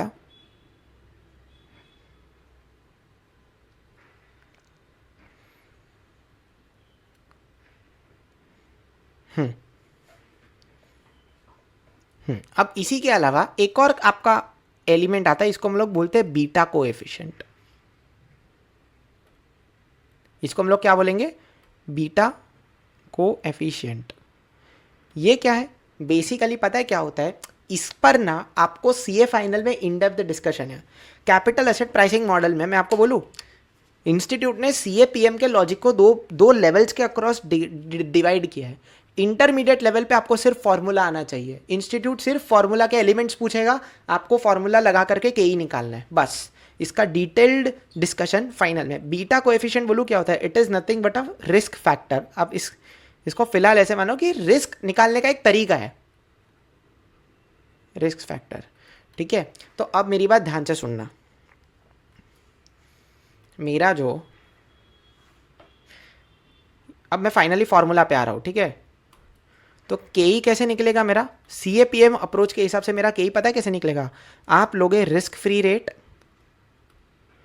plus beta into market risk premium. ये रिस्क प्रीमियम कैसे निकलता है, जो मार्केट का रिस्क है माइनस रिस्क फ्री रेट। मैं आपको अभी लिंक करवाता हूँ। ये जो मार्केट रेट है इसको हम लोग मार्केट ये आर एम बोलते हैं, जो रिस्क फ्री रेट है इसको आर एफ बोलते हैं, और जो रिस्क प्रीमियम है इसको हम लोग आर पी बोलेंगे। समझ में आया, ये मेरा फॉर्मूला है। बताओ, देखो एक एक चीज़ आपको लॉजिकली समझाई, ये फॉर्मूला के पीछे का लॉजिक अब आप जिंदगी में कभी भी नहीं भूलोगे, सी ए पी एम का लॉजिक। और आपको ये तो भूलना ही नहीं है क्योंकि ये फाइनल में आने वाला है वापस भाई, है ना। तो क्या आ जाएगा, एक तो risk free rate plus beta into risk premium, बस खत्म। ठीक है, इतना ही याद रखना है। आ जाओ आ जाओ बॉस, करवा दूंगा। तो हमारा capital asset pricing model approach भी हो गया।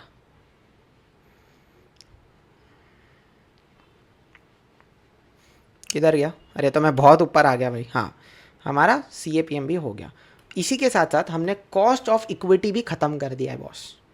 देखा कितना छोटा छोटा था, मैंने आपको बोला, मैंने बोलता था कि भाई आज के लेक्चर में आधी चीज़ें लिंक्ड है, आधी चीज़ें बहुत छोटी है।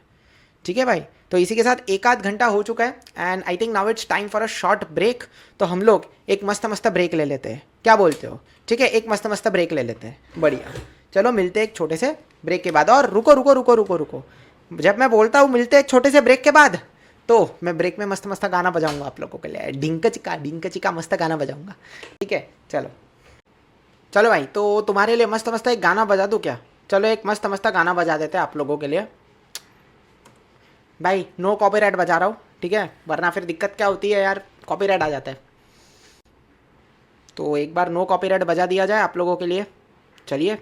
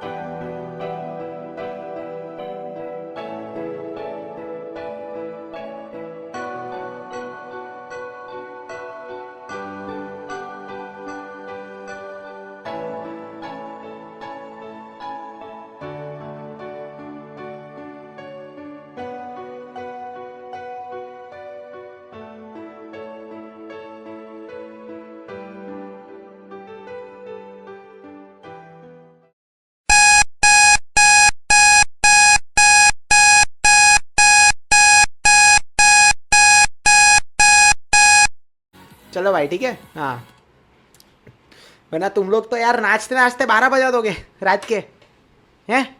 चलो हाँ भाई चलो आगे बढ़े अभी। हाँ अच्छा, अभी एक चीज़ मैं तुमको बोलूँ, एक एक चीज़ मैं बोलूँ तुम्हें, दिल खुश कर दूंगा, दिल खुश हो जाएगा आपका। कॉस्ट ऑफ इक्विटी है ना, is equals to cost of retained earnings है। क्या बात कर रहे हो? यस, रिटेन्ड अर्निंग्स का कॉस्ट और इक्विटी का कॉस्ट सेम टू सेम, एकदम ऐसा डिट्टो डिट्टो डिट्टो। सर अगर डिट्टो ये तो इंस्टीट्यूट क्यों देगा? बता दो ना, एक छोटू सा फर्क है, एक छोटू सा फर्क है बस, एक छोटू सा फर्क है। तो जैसे हम इक्विटी में हमने कैसे 5 मॉडल लिए थे, वैसे ही रिटेन्ड अर्निंग्स को हम लोग ना क्या बोलते हैं, यहां पर मैं आपको बताता हूं, के आर बोलते हैं। क्या बोलते हैं? के आर बोलते हैं। और इसके भी 5, वही 5 मॉडल्स है, realised yield, dividend price, earnings price, CAPM, और आपका 5वां कौन सा था?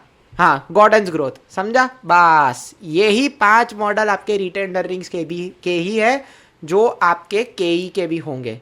समझ में आया तुमको? अरे बहुत बढ़िया, मस्त मस्त समझ में आ गया। बस एक छोटू सा डिफरेंस है, वो छोटू सा डिफरेंस लिखवा लूं मैं? चलो आ जाओ। डिफरेंस पता है क्या है?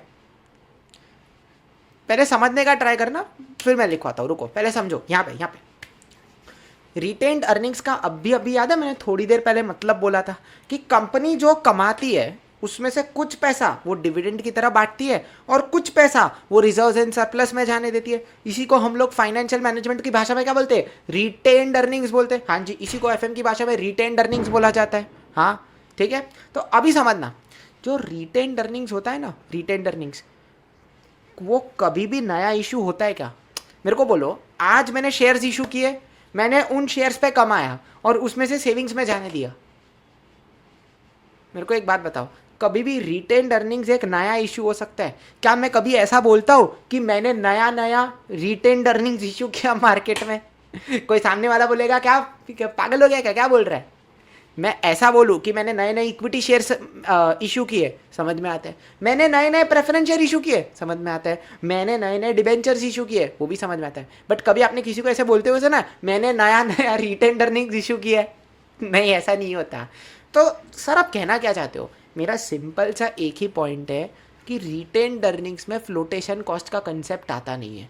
क्यों नहीं आता है? क्योंकि फ्लोटेशन कॉस्ट का कंसेप्ट, कैन आई से, it is always and always in the case of a new issue.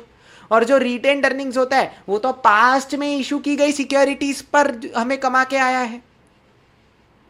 Retained, समझ रहे हो? पास्ट में जो सिक्योरिटी से पैसा रेस किया था उसको बिजनेस में डाल के कुछ पैसा कमाया है और उस पैसे से हमने रिटेन्ड अर्निंग्स में ट्रांसफर किया है। क्या आज हम कुछ नया, क्या आज हम रिटेन्ड अर्निंग्स नाम का कोई इंस्ट्रूमेंट इशू करके पैसा उठा सकते हैं? The answer is no. तो इसीलिए ऐसा बोला गया है कि फ्लोटेशन कॉस्ट जो है ना, वो रिटेन्ड अर्निंग्स में वो कंसेप्ट ही नहीं आता रिटेन्ड अर्निंग्स में।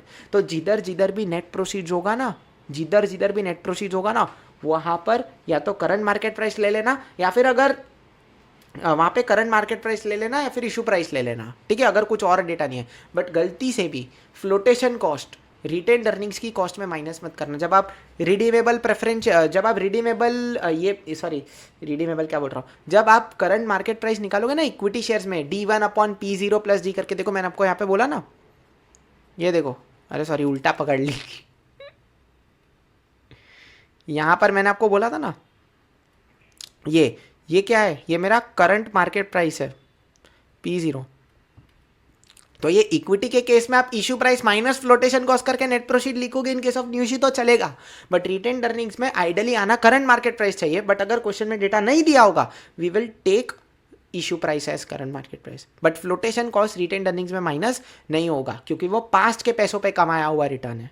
ठीक है, तो यहाँ पे लिख लेना, the concept of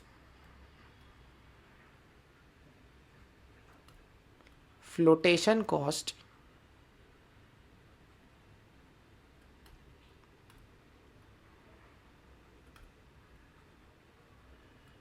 does not apply to retained earnings. काहे does not apply to retained earnings? काहे does not apply to retained earnings? Very simple, because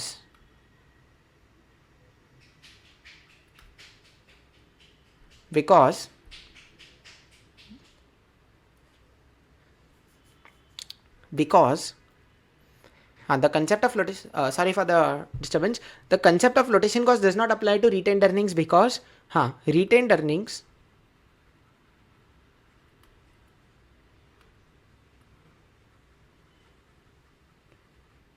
are always या फिर are returns earned on previously invested money.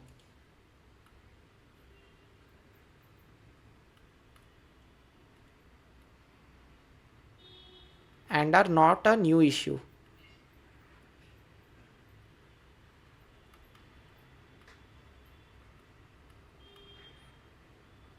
ये भी लिखो, and flotation cost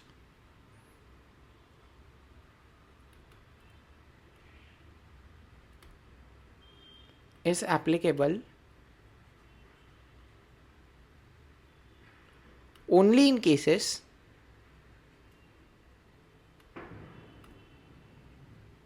where new securities are issued. ये कल उठ के पूछोगे इसलिए आज लिखवा दे रहा हूँ भाई, ठीक है. New securities are issued. ठीक है भाई, ये लिख लेना. चलो अब मैं आपको एक बात बोलूँ. Now it is proper for us to start questions, बड़े बड़े क्वेश्चंस. अब हम ना क्या करेंगे, जो भी आपके बुक में क्वेश्चंस है ना उन्हें हम वन बाय वन सॉल्व करेंगे, क्योंकि अब ना कंसेप्ट लगभग सारे हो चुके हैं, लगभग सारे के सारे कंसेप्ट हो चुके हैं. अब देखो हम लोग we are currently at this page, ठीक है. ये रहा एक दिस पेज है. फिर देखो ये तो WACC है और उसके बाद देखो सारे बड़े बड़े सम चालू हो रहे हैं. ये देखो सारे बड़े बड़े सम चालू हो रहे हैं, ठीक है. तो मोस्टली अगले 2 लेक्चर में हम लोग ख़त्म कर देंगे. आ जाओ बॉस, करवा दूंगा, ठीक है. तो सबसे पहले हम लोग पता है क्या करेंगे, पता है हम लोग ना कुछ ये जो एक आध 2 छोटे छोटे क्वेश्चन है ना वो कर लेंगे, ताकि आप कॉस्ट ऑफ इक्विटी के जो 5 मॉडल हमने पढ़े, कॉस्ट ऑफ रिटेन्ड अर्निंग्स के जो हमने 5 मॉडल पढ़े, और जो हमने एक डिफरेंस पढ़ा है वो कंसेप्ट हमारा प्रैक्टिकली सॉल्व हो जाए. और उसके बाद हम लोग WACC वाले सॉल्व करेंगे. बट अब तक हमने जो WACC वाला किया ना, मैंने सबसे पहले WACC वाला कंसेप्ट उठाया था, क्योंकि it is nothing but weighted average. तो WACC में हम लोग ने अब तक ये जो था ना कॉस्ट ऑफ ये सब चीज़ है ये दिया हुआ था क्वेश्चन में. बट जब अभी हम करेंगे ना, हम लोग पता है क्या करेंगे, या तो फॉर्मूला मेथड से या तो यील्ड टू मैच्योरिटी से, जो भी मेथड है उससे हम कैलकुलेट करके इंडिविजुअल कॉस्ट ऑफ कैपिटल निकालेंगे, और फिर हम लोग उसको वेट्स के साथ मल्टीप्लाई करके और फिर टोटल निकाल करके ऐड करके WACC निकालेंगे.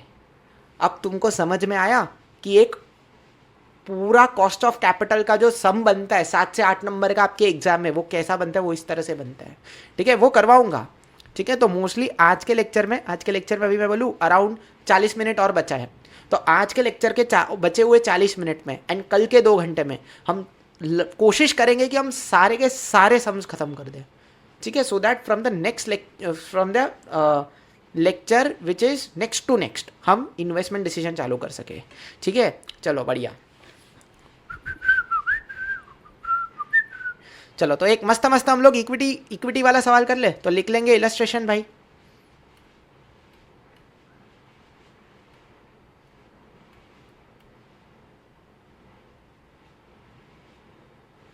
इलुस्ट्रेशन,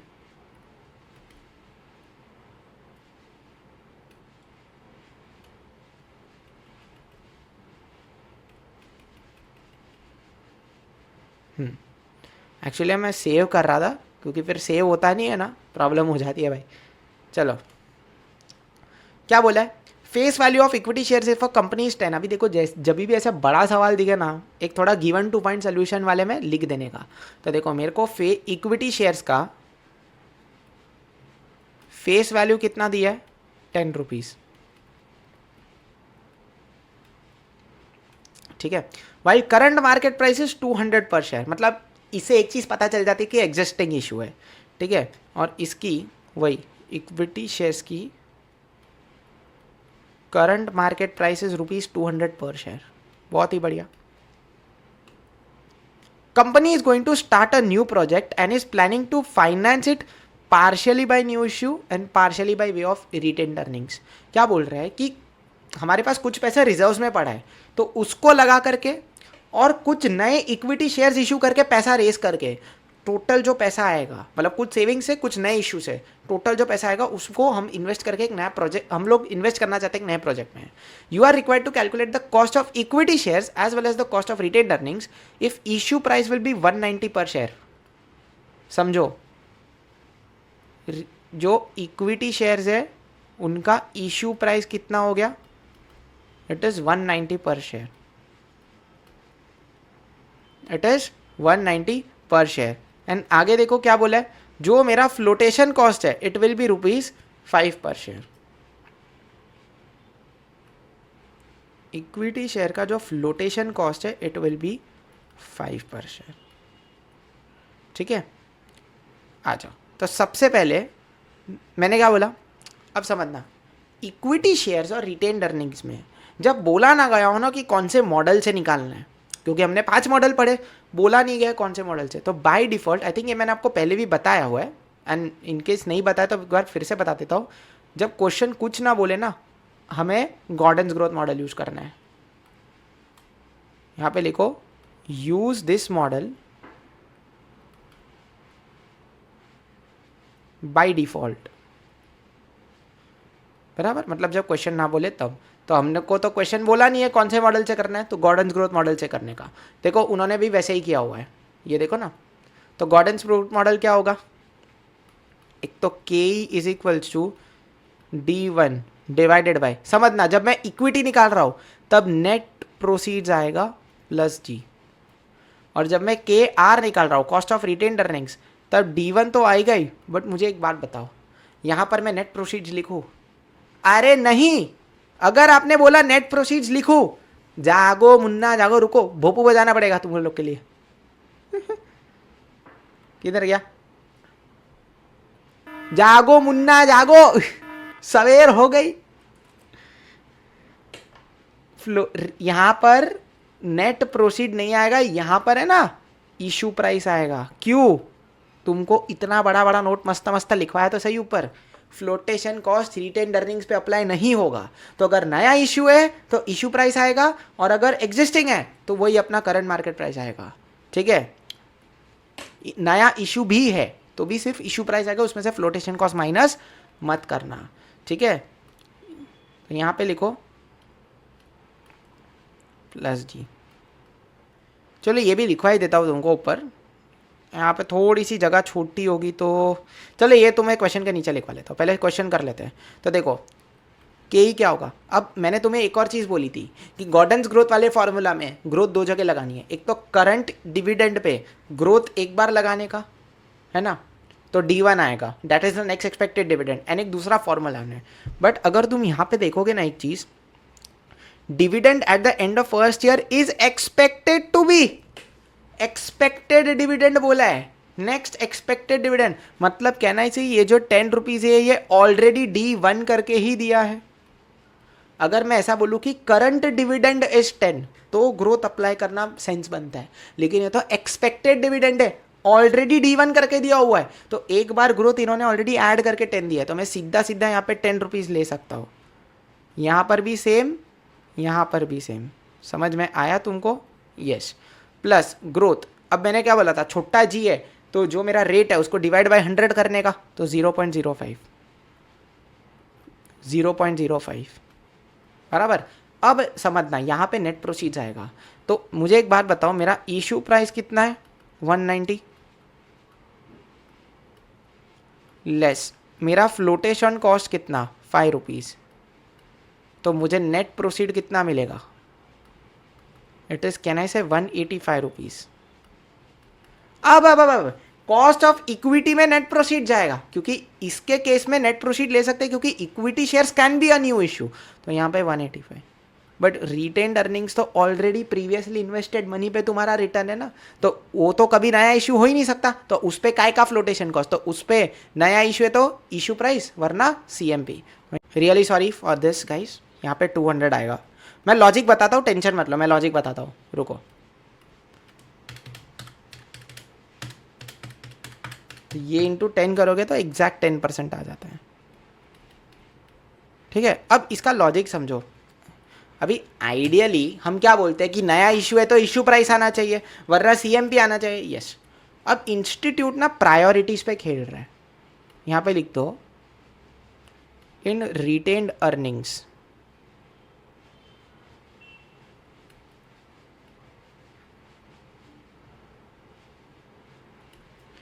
आपका जो फर्स्ट प्रायोरिटी है ना,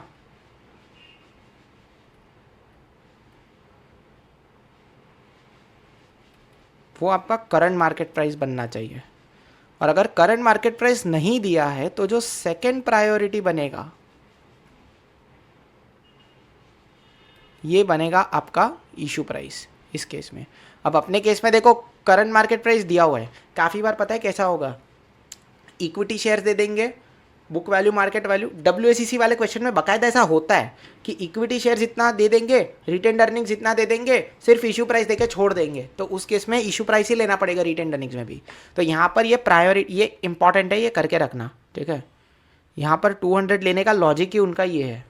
मुझे लगा वो लोग थोड़ा कंसेप्चुअली जा रहे, but they have done it priority wise, तो भाई जो ICI बोलेगा वो करना पड़ेगा भाई, ठीक है। डोंट वरी, एक बार फिर से रिवाइज में आप तुमको करवाता हूँ पूरा, आ जाओ। देखो अभी तुमको एक चीज समझ में आ गई कि रिटेन्ड अर्निंग्स में फ्लोटेशन कॉस्ट क्यों नहीं आता है। रिटेन्ड अर्निंग्स में फ्लोटेशन कॉस्ट इसलिए नहीं आता है क्योंकि जो पास्ट में इशू की गई सिक्योरिटीज थी ये उसका रिटर्न है, बराबर। तो और मैं तुमको बोलूँ प्रायोरिटी वाइज अगर इंस्टीट्यूट ने आप पे CMP लिया है ना तो वो सेंस भी बनाता है, पता है क्यों? क्योंकि पास्ट में इशू की गई सिक्योरिटीज पे रिटर्न मिलता है, तो पास्ट की में इशू की गई सिक्योरिटीज का आज का जो मार्केट प्राइस है वही लेना चाहिए, क्योंकि पास्ट रिटेन्ड अर्निंग्स क्या है, वंस अगेन रिटेन्ड अर्निंग्स क्या है, पास्ट में इशू की गई जो सिक्योरिटीज थी उस पर आज का रिटर्न, उस पर आज का रिटर्न। तो डोंट यू थिंक कि जो रिटर्न हमें आज मिल रहा है वो तो पास्ट सिक्योरिटीज के हिसाब से, तो पास्ट सिक्योरिटीज की आज की जो करंट मार्केट प्राइस होगी वो हमें लेनी पड़ेगी ना, तो वो क्वेश्चन में दी हुई थी 200, तो हमने वो करा है, ठीक है। So take care of this thing, ये फाइनल है भाई, अभी नहीं बदलूंगा, टेंशन मत लो। इंसान हूँ भाई, हो जाती है गलती, सुधार दी ना। चलो वंस अगेन ये इलस्ट्रेशन तो इधर ही हो जाएगा, ठीक है, इसमें अलग से पूरा करने की जरूरत नहीं है। क्या बोला है, D0 ये P0 है GA। अब समझो D0 दिया हुआ है तो कैन आई से मेरा D1 कैसे निकलेगा। देखो ABC limited provides the following details, ये 3 वैल्यूज हैं, and calculate the cost of retained earnings. तो अभी सबसे पहले मुझे D1 निकालना पड़ेगा। D1 कैसे निकलेगा, D0 में एक बार ग्रोथ ऐड करके, आपका D0 4.19 रुपीज़ है, 1 प्लस छोटा जी बोले तो क्या जी डिवाइड बाय 100 मतलब 0.05। कैलची पे कैसे कर रहा था, 4 एक ही बार कर रहा है ना, 4.19 प्लस 5% करो तो ये कितना आता है 4.3995, ठीक है। और फॉर्मूला क्या है, D1 upon P0 plus G, तो D1 क्या आ गया 4.3995। प्राइस में, प्राइस देखो कुछ बोला नहीं है, मतलब यही एक ही वैल्यू दिया है तो सीधा यही नीचे आ जाएगा 50।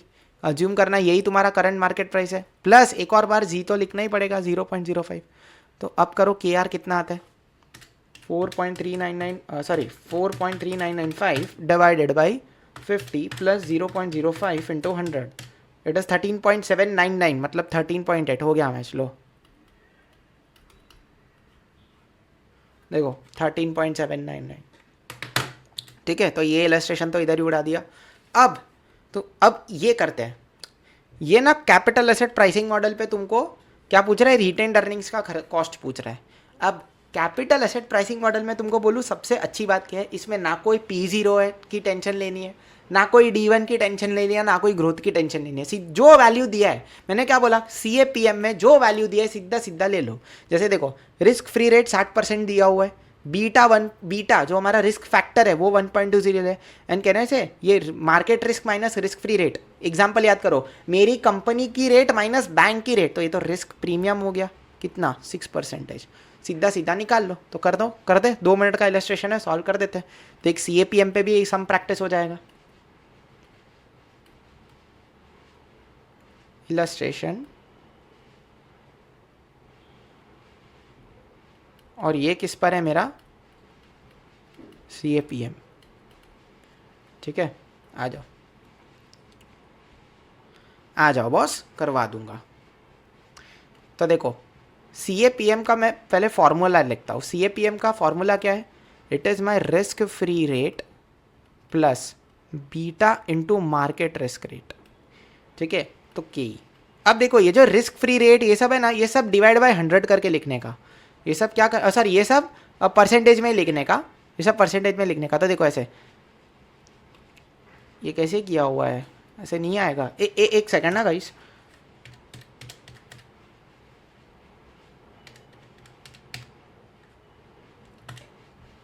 अच्छा समझ गया।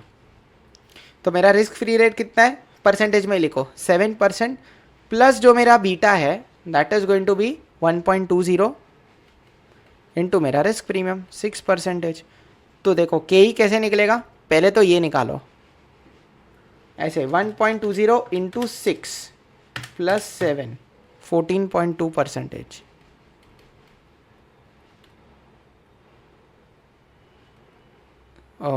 सॉरी 14.2% हो गया मैच। यस, तो बेसिकली इसमें पता है कैसे वैल्यूज लेनी है, ये खाली ना दिखाने के लिए परसेंटेज है, खाली दिखाने के लिए परसेंटेज है, बाकी तुमको इसको करना एडिशन ही है। पता है एक्चुअली क्या हो रहा है, it is 7 plus 1.20 into 6, actually ये चीज़ हो रही है, ये परसेंटेज सिर्फ नाम का डाला है समझा। तो विद दिस हम लोगों ने कॉस्ट ऑफ इक्विटी भी खत्म कर दिया है and cost of retained earnings भी खत्म कर दिया है। ठीक है, तो आज ना मैं तुमको थोड़ा सा जल्दी छोड़ रहा हूँ, आज मैं तुमको थोड़ा जल्दी छोड़ रहा हूँ। ठीक है, अच्छी तरह से आज जो भी किया उसको रिवाइज करना मेरे भाई। कॉस्ट ऑफ इक्विटी के 5 model, cost of retained earnings के 5 मॉडल, और जो हम लोगों ने आज ये किया cost of reference share capital. ठीक है, वो तो चलेगा, बट छोटी छोटी चीज़ें आज रिवाइज करना कि CAPM मॉडल में कैसे उसका लॉजिक तो समझना है, प्लस एक सम भी करवाया ये दिखाने के लिए कि कैलकुलेशन कैसे होता है। देखो CAPM का लॉजिक से हमको फॉर्मूला तो दिमाग में बैठ गया, लेकिन अगर ये ना करते तो हमको लॉजिक पता, तो हमको कैलकुलेट कैसे करना है पता चलता क्या, बिल्कुल पता नहीं चलता कैसे कैलकुलेट करना है। तुमको समझ में आया, इसके लिए सम्स करना ज़रूरी है, छोटे छोटे भी। जब आप इनिशियल लेवल पे पढ़ रहे हो छोटे छोटे सम्स भी ज़रूरी है। बढ़िया बढ़िया बढ़िया, है ना।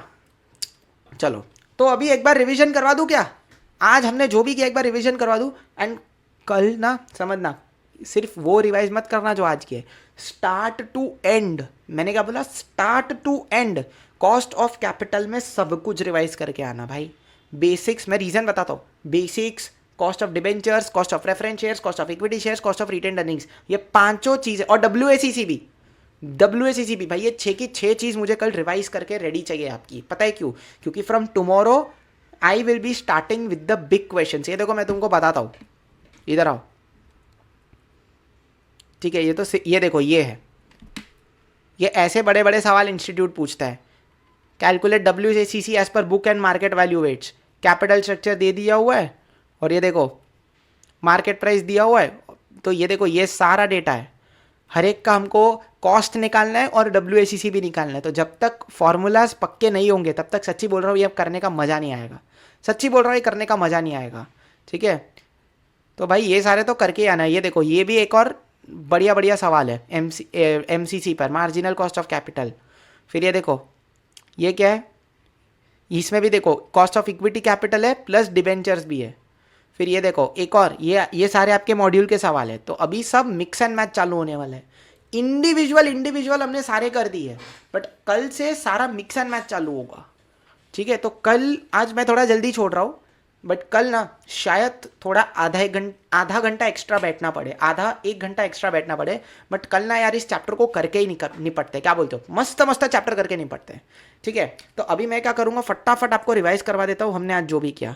तो चलो एक बार भोपू बजा देते क्या, चलो मस्त मस्त भोपू बजा देते। ये भोपू बजा रहे,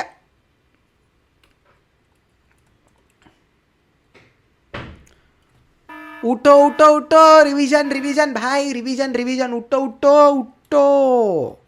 राइट, सो अब मैं स्टार्ट कर रहा हूँ revision of what I have done इन 3, 2, 1, सुनते जाना। सबसे पहले आज हम लोगों ने क्या किया, cost of irredeemable preference shares. अभी समझना, इररिडीमेबल प्रेफरेंस शेयर्स और इररिडीमेबल डिबेंचर्स का जो फॉर्मूला था वो एकदम ही इजी था। इररिडीमेबल डिबेंचर्स का क्या फॉर्मूला था, interest net of tax divided by net proceeds या करंट मार्केट प्राइस, बराबर। ठीक इसी तरह से हम लोग प्रेफरेंस डिविडेंड लिखते थे, बट क्या 1 माइनस टैक्स यहाँ पे आएगा, द आंसर इज नो। क्यों, मैंने पूरा रीजन बताया था कि क्योंकि ये प्रॉफिट आफ्टर टैक्स की फिगर के बाद कैलकुलेट होता है, मतलब प्रेफरेंस डिविडेंड पे there is no tax saving, and इसलिए सिर्फ प्रेफरेंस डिविडेंड डिवाइडेड बाय नया इश्यू है तो नेट प्रोसीड, और एग्जिस्टिंग है तो करंट मार्केट प्राइस। फिर हम लोग बढ़ गए थे रिडीमेबल प्रेफरेंस शेयर कैपिटल, पूरा सेम फॉर्मूला था with the average cost logic नीचे, और जो आपका ऊपर था कैपिटल गेन लॉजिक वही, बस इंटरेस्ट नेट ऑफ टैक्स की जगह पे प्रेफरेंस डिविडेंड आ जाता था। फिर हम लोगों ने एक बढ़िया बढ़िया सवाल यहाँ पे किया था। उसके बाद हम लोग बढ़ गए थे कॉस्ट ऑफ इक्विटी में। ये क्या हो गया, मैं लिख लेता हूँ, this is cost of equity. अब कॉस्ट ऑफ इक्विटी में क्या हुआ था हाँ, हम लोगों ने 5 मॉडल पढ़े थे, प्रॉपर सेव नहीं हुआ है। ठीक है, तो सबसे पहले हम लोगों ने ग्रोथ मॉडल पढ़ा था, basically Gordon's growth model, realised yield approach, ये तो मेरा IRR ही था। फिर डिविडेंड प्राइस, ये अर्निंग्स प्राइस हुआ करता था। ठीक है, ये अर्निंग्स प्राइस हो जाता था। और फिर हम लोगों ने एक और पढ़ा था कैपिटल एसेट प्राइसिंग मॉडल। फिर एक सबसे पहली चीज मैंने तुमको बोला था कि डिविडेंड ग्रोथ मॉडल से कि डिविडेंड प्राइस और अर्निंग्स प्राइस के बीच का डिफरेंस क्या था। तो याद है, सबसे पहले मैंने तुमको बोला था कि एक कंपनी है देव लिमिटेड, अब उसने 100 करोड़ में से 70 करोड़ डिविडेंड दिया, 30 करोड़ उसने बचाए, तो जो डिविडेंड उसने डिक्लेयर किया divided by number of shares करोगे तो डिविडेंड पर शेयर, और टोटल कितना कमाया उसको डिवाइड करोगे बाय नंबर ऑफ शेयर तो आता है अर्निंग्स पर शेयर। ठीक है, और एक और चीज बताया था कि जो रिटेंशन पर शेयर है वो कैसे आता है, बराबर। फिर हम लोगों ने क्या बोला था कि dividend and earnings price model के बीच का फर्क यही है, बस एक ही चीज बोली थी कि डिविडेंड में D1 लेना, DPS जो आ जाएगा उसमें ग्रोथ ऐड करके, और जो अर्निंग्स प्राइस है उसमें आज की ही अर्निंग्स लेना, उसमें गलती से भी ग्रोथ ऐड मत कर लेना। फिर हमने बढ़िया बढ़िया गॉर्डन्स ग्रोथ मॉडल पढ़ा था, सिंपल, जो D0 आएगा वो उसमें आज का ग्रोथ रेट ऐड करो तो नेक्स्ट एक्सपेक्टेड डिविडेंड आया divided by current market price, plus एक और बार G आएगा यहाँ पर। ठीक है, तो ये भी मैंने आपको लिखवाया था, मतलब कहने से this is nothing but my dividend growth model, but dividend price model but with growth, yes. फिर यहाँ पर आया था कैपिटल एसेट प्राइसिंग मॉडल, इसके लिए बढ़िया बढ़िया मैंने आपको एग्जांपल दिया था कि क्यों बैंक 60% दे रहा है, मैं 15% दे रहा हूँ, तो मैं जितना दे रहा हूँ वो मार्केट रेट, बैंक जितना दे रहा है वो मेरा रिस्क फ्री रेट, मैं बैंक से कितना ज़्यादा दे रहा हूँ उसको रिस्क प्रीमियम, और एक था बीटा कोएफिशिएंट या बीटा फैक्टर, बराबर। तो फॉर्मूला हमने करवाया था। अगली चीज़ मैंने क्या बोला था कि जो रिटेन्ड अर्निंग्स का कॉस्ट है वही मेरी कॉस्ट ऑफ इक्विटी है, मतलब जो 5 मॉडल में केई के लिए यूज करता हूँ वही 5 मॉडल रिटेन्ड अर्निंग्स के लिए। बस एक ही चीज हो जाएगा कि क्योंकि रिटेन्ड अर्निंग्स तो मेरे पास्ट वाले शेयर्स का पैसा है तो इसमें कभी भी न्यू इश्यू हो ही नहीं सकता, तो इसमें फ्लोटेशन कॉस्ट आएगा ही नहीं। तो यहाँ पर मैंने क्या बोला था कि यहाँ पे क्या होगा, first priority current market price लेना, और अगर कुछ ना दिया हुआ है तो इश्यू प्राइस लेना, बराबर। और इसी के साथ साथ हम लोग ने आज एक क्वेश्चन भी किया। अब कल जब हम मिलेंगे हम लोग बड़े बड़े अच्छा हाँ, एक और CAPM पे भी सवाल किया था, एंड कल जब हम मिलेंगे ना तब हम बड़े बड़े सवाल करेंगे WHEC वाले, जिसके बाद आप एग्जाम क्वेश्चंस को सॉल्व करने के काबिल बन जाओगे। मैं आपको गारंटी देता हूँ कल के लेक्चर के बाद, या मोस्टली अगर परसों तक गया तो परसों के लेक्चर के बाद आप 110% कॉस्ट ऑफ कैपिटल के सवालों को सॉल्व करने के काबिल बन जाओगे। ठीक है, प्रोवाइडेड यू रिवाइज प्रॉपरली। ठीक है, चलो ज़्यादा समय नहीं लूंगा, मिलते हैं अगले लेक्चर में। Thank you so much guys, till then take care, bye bye, keep studying, और जाओ अभी रिवाइज करने बैठो, चलो बाय बाय बाय।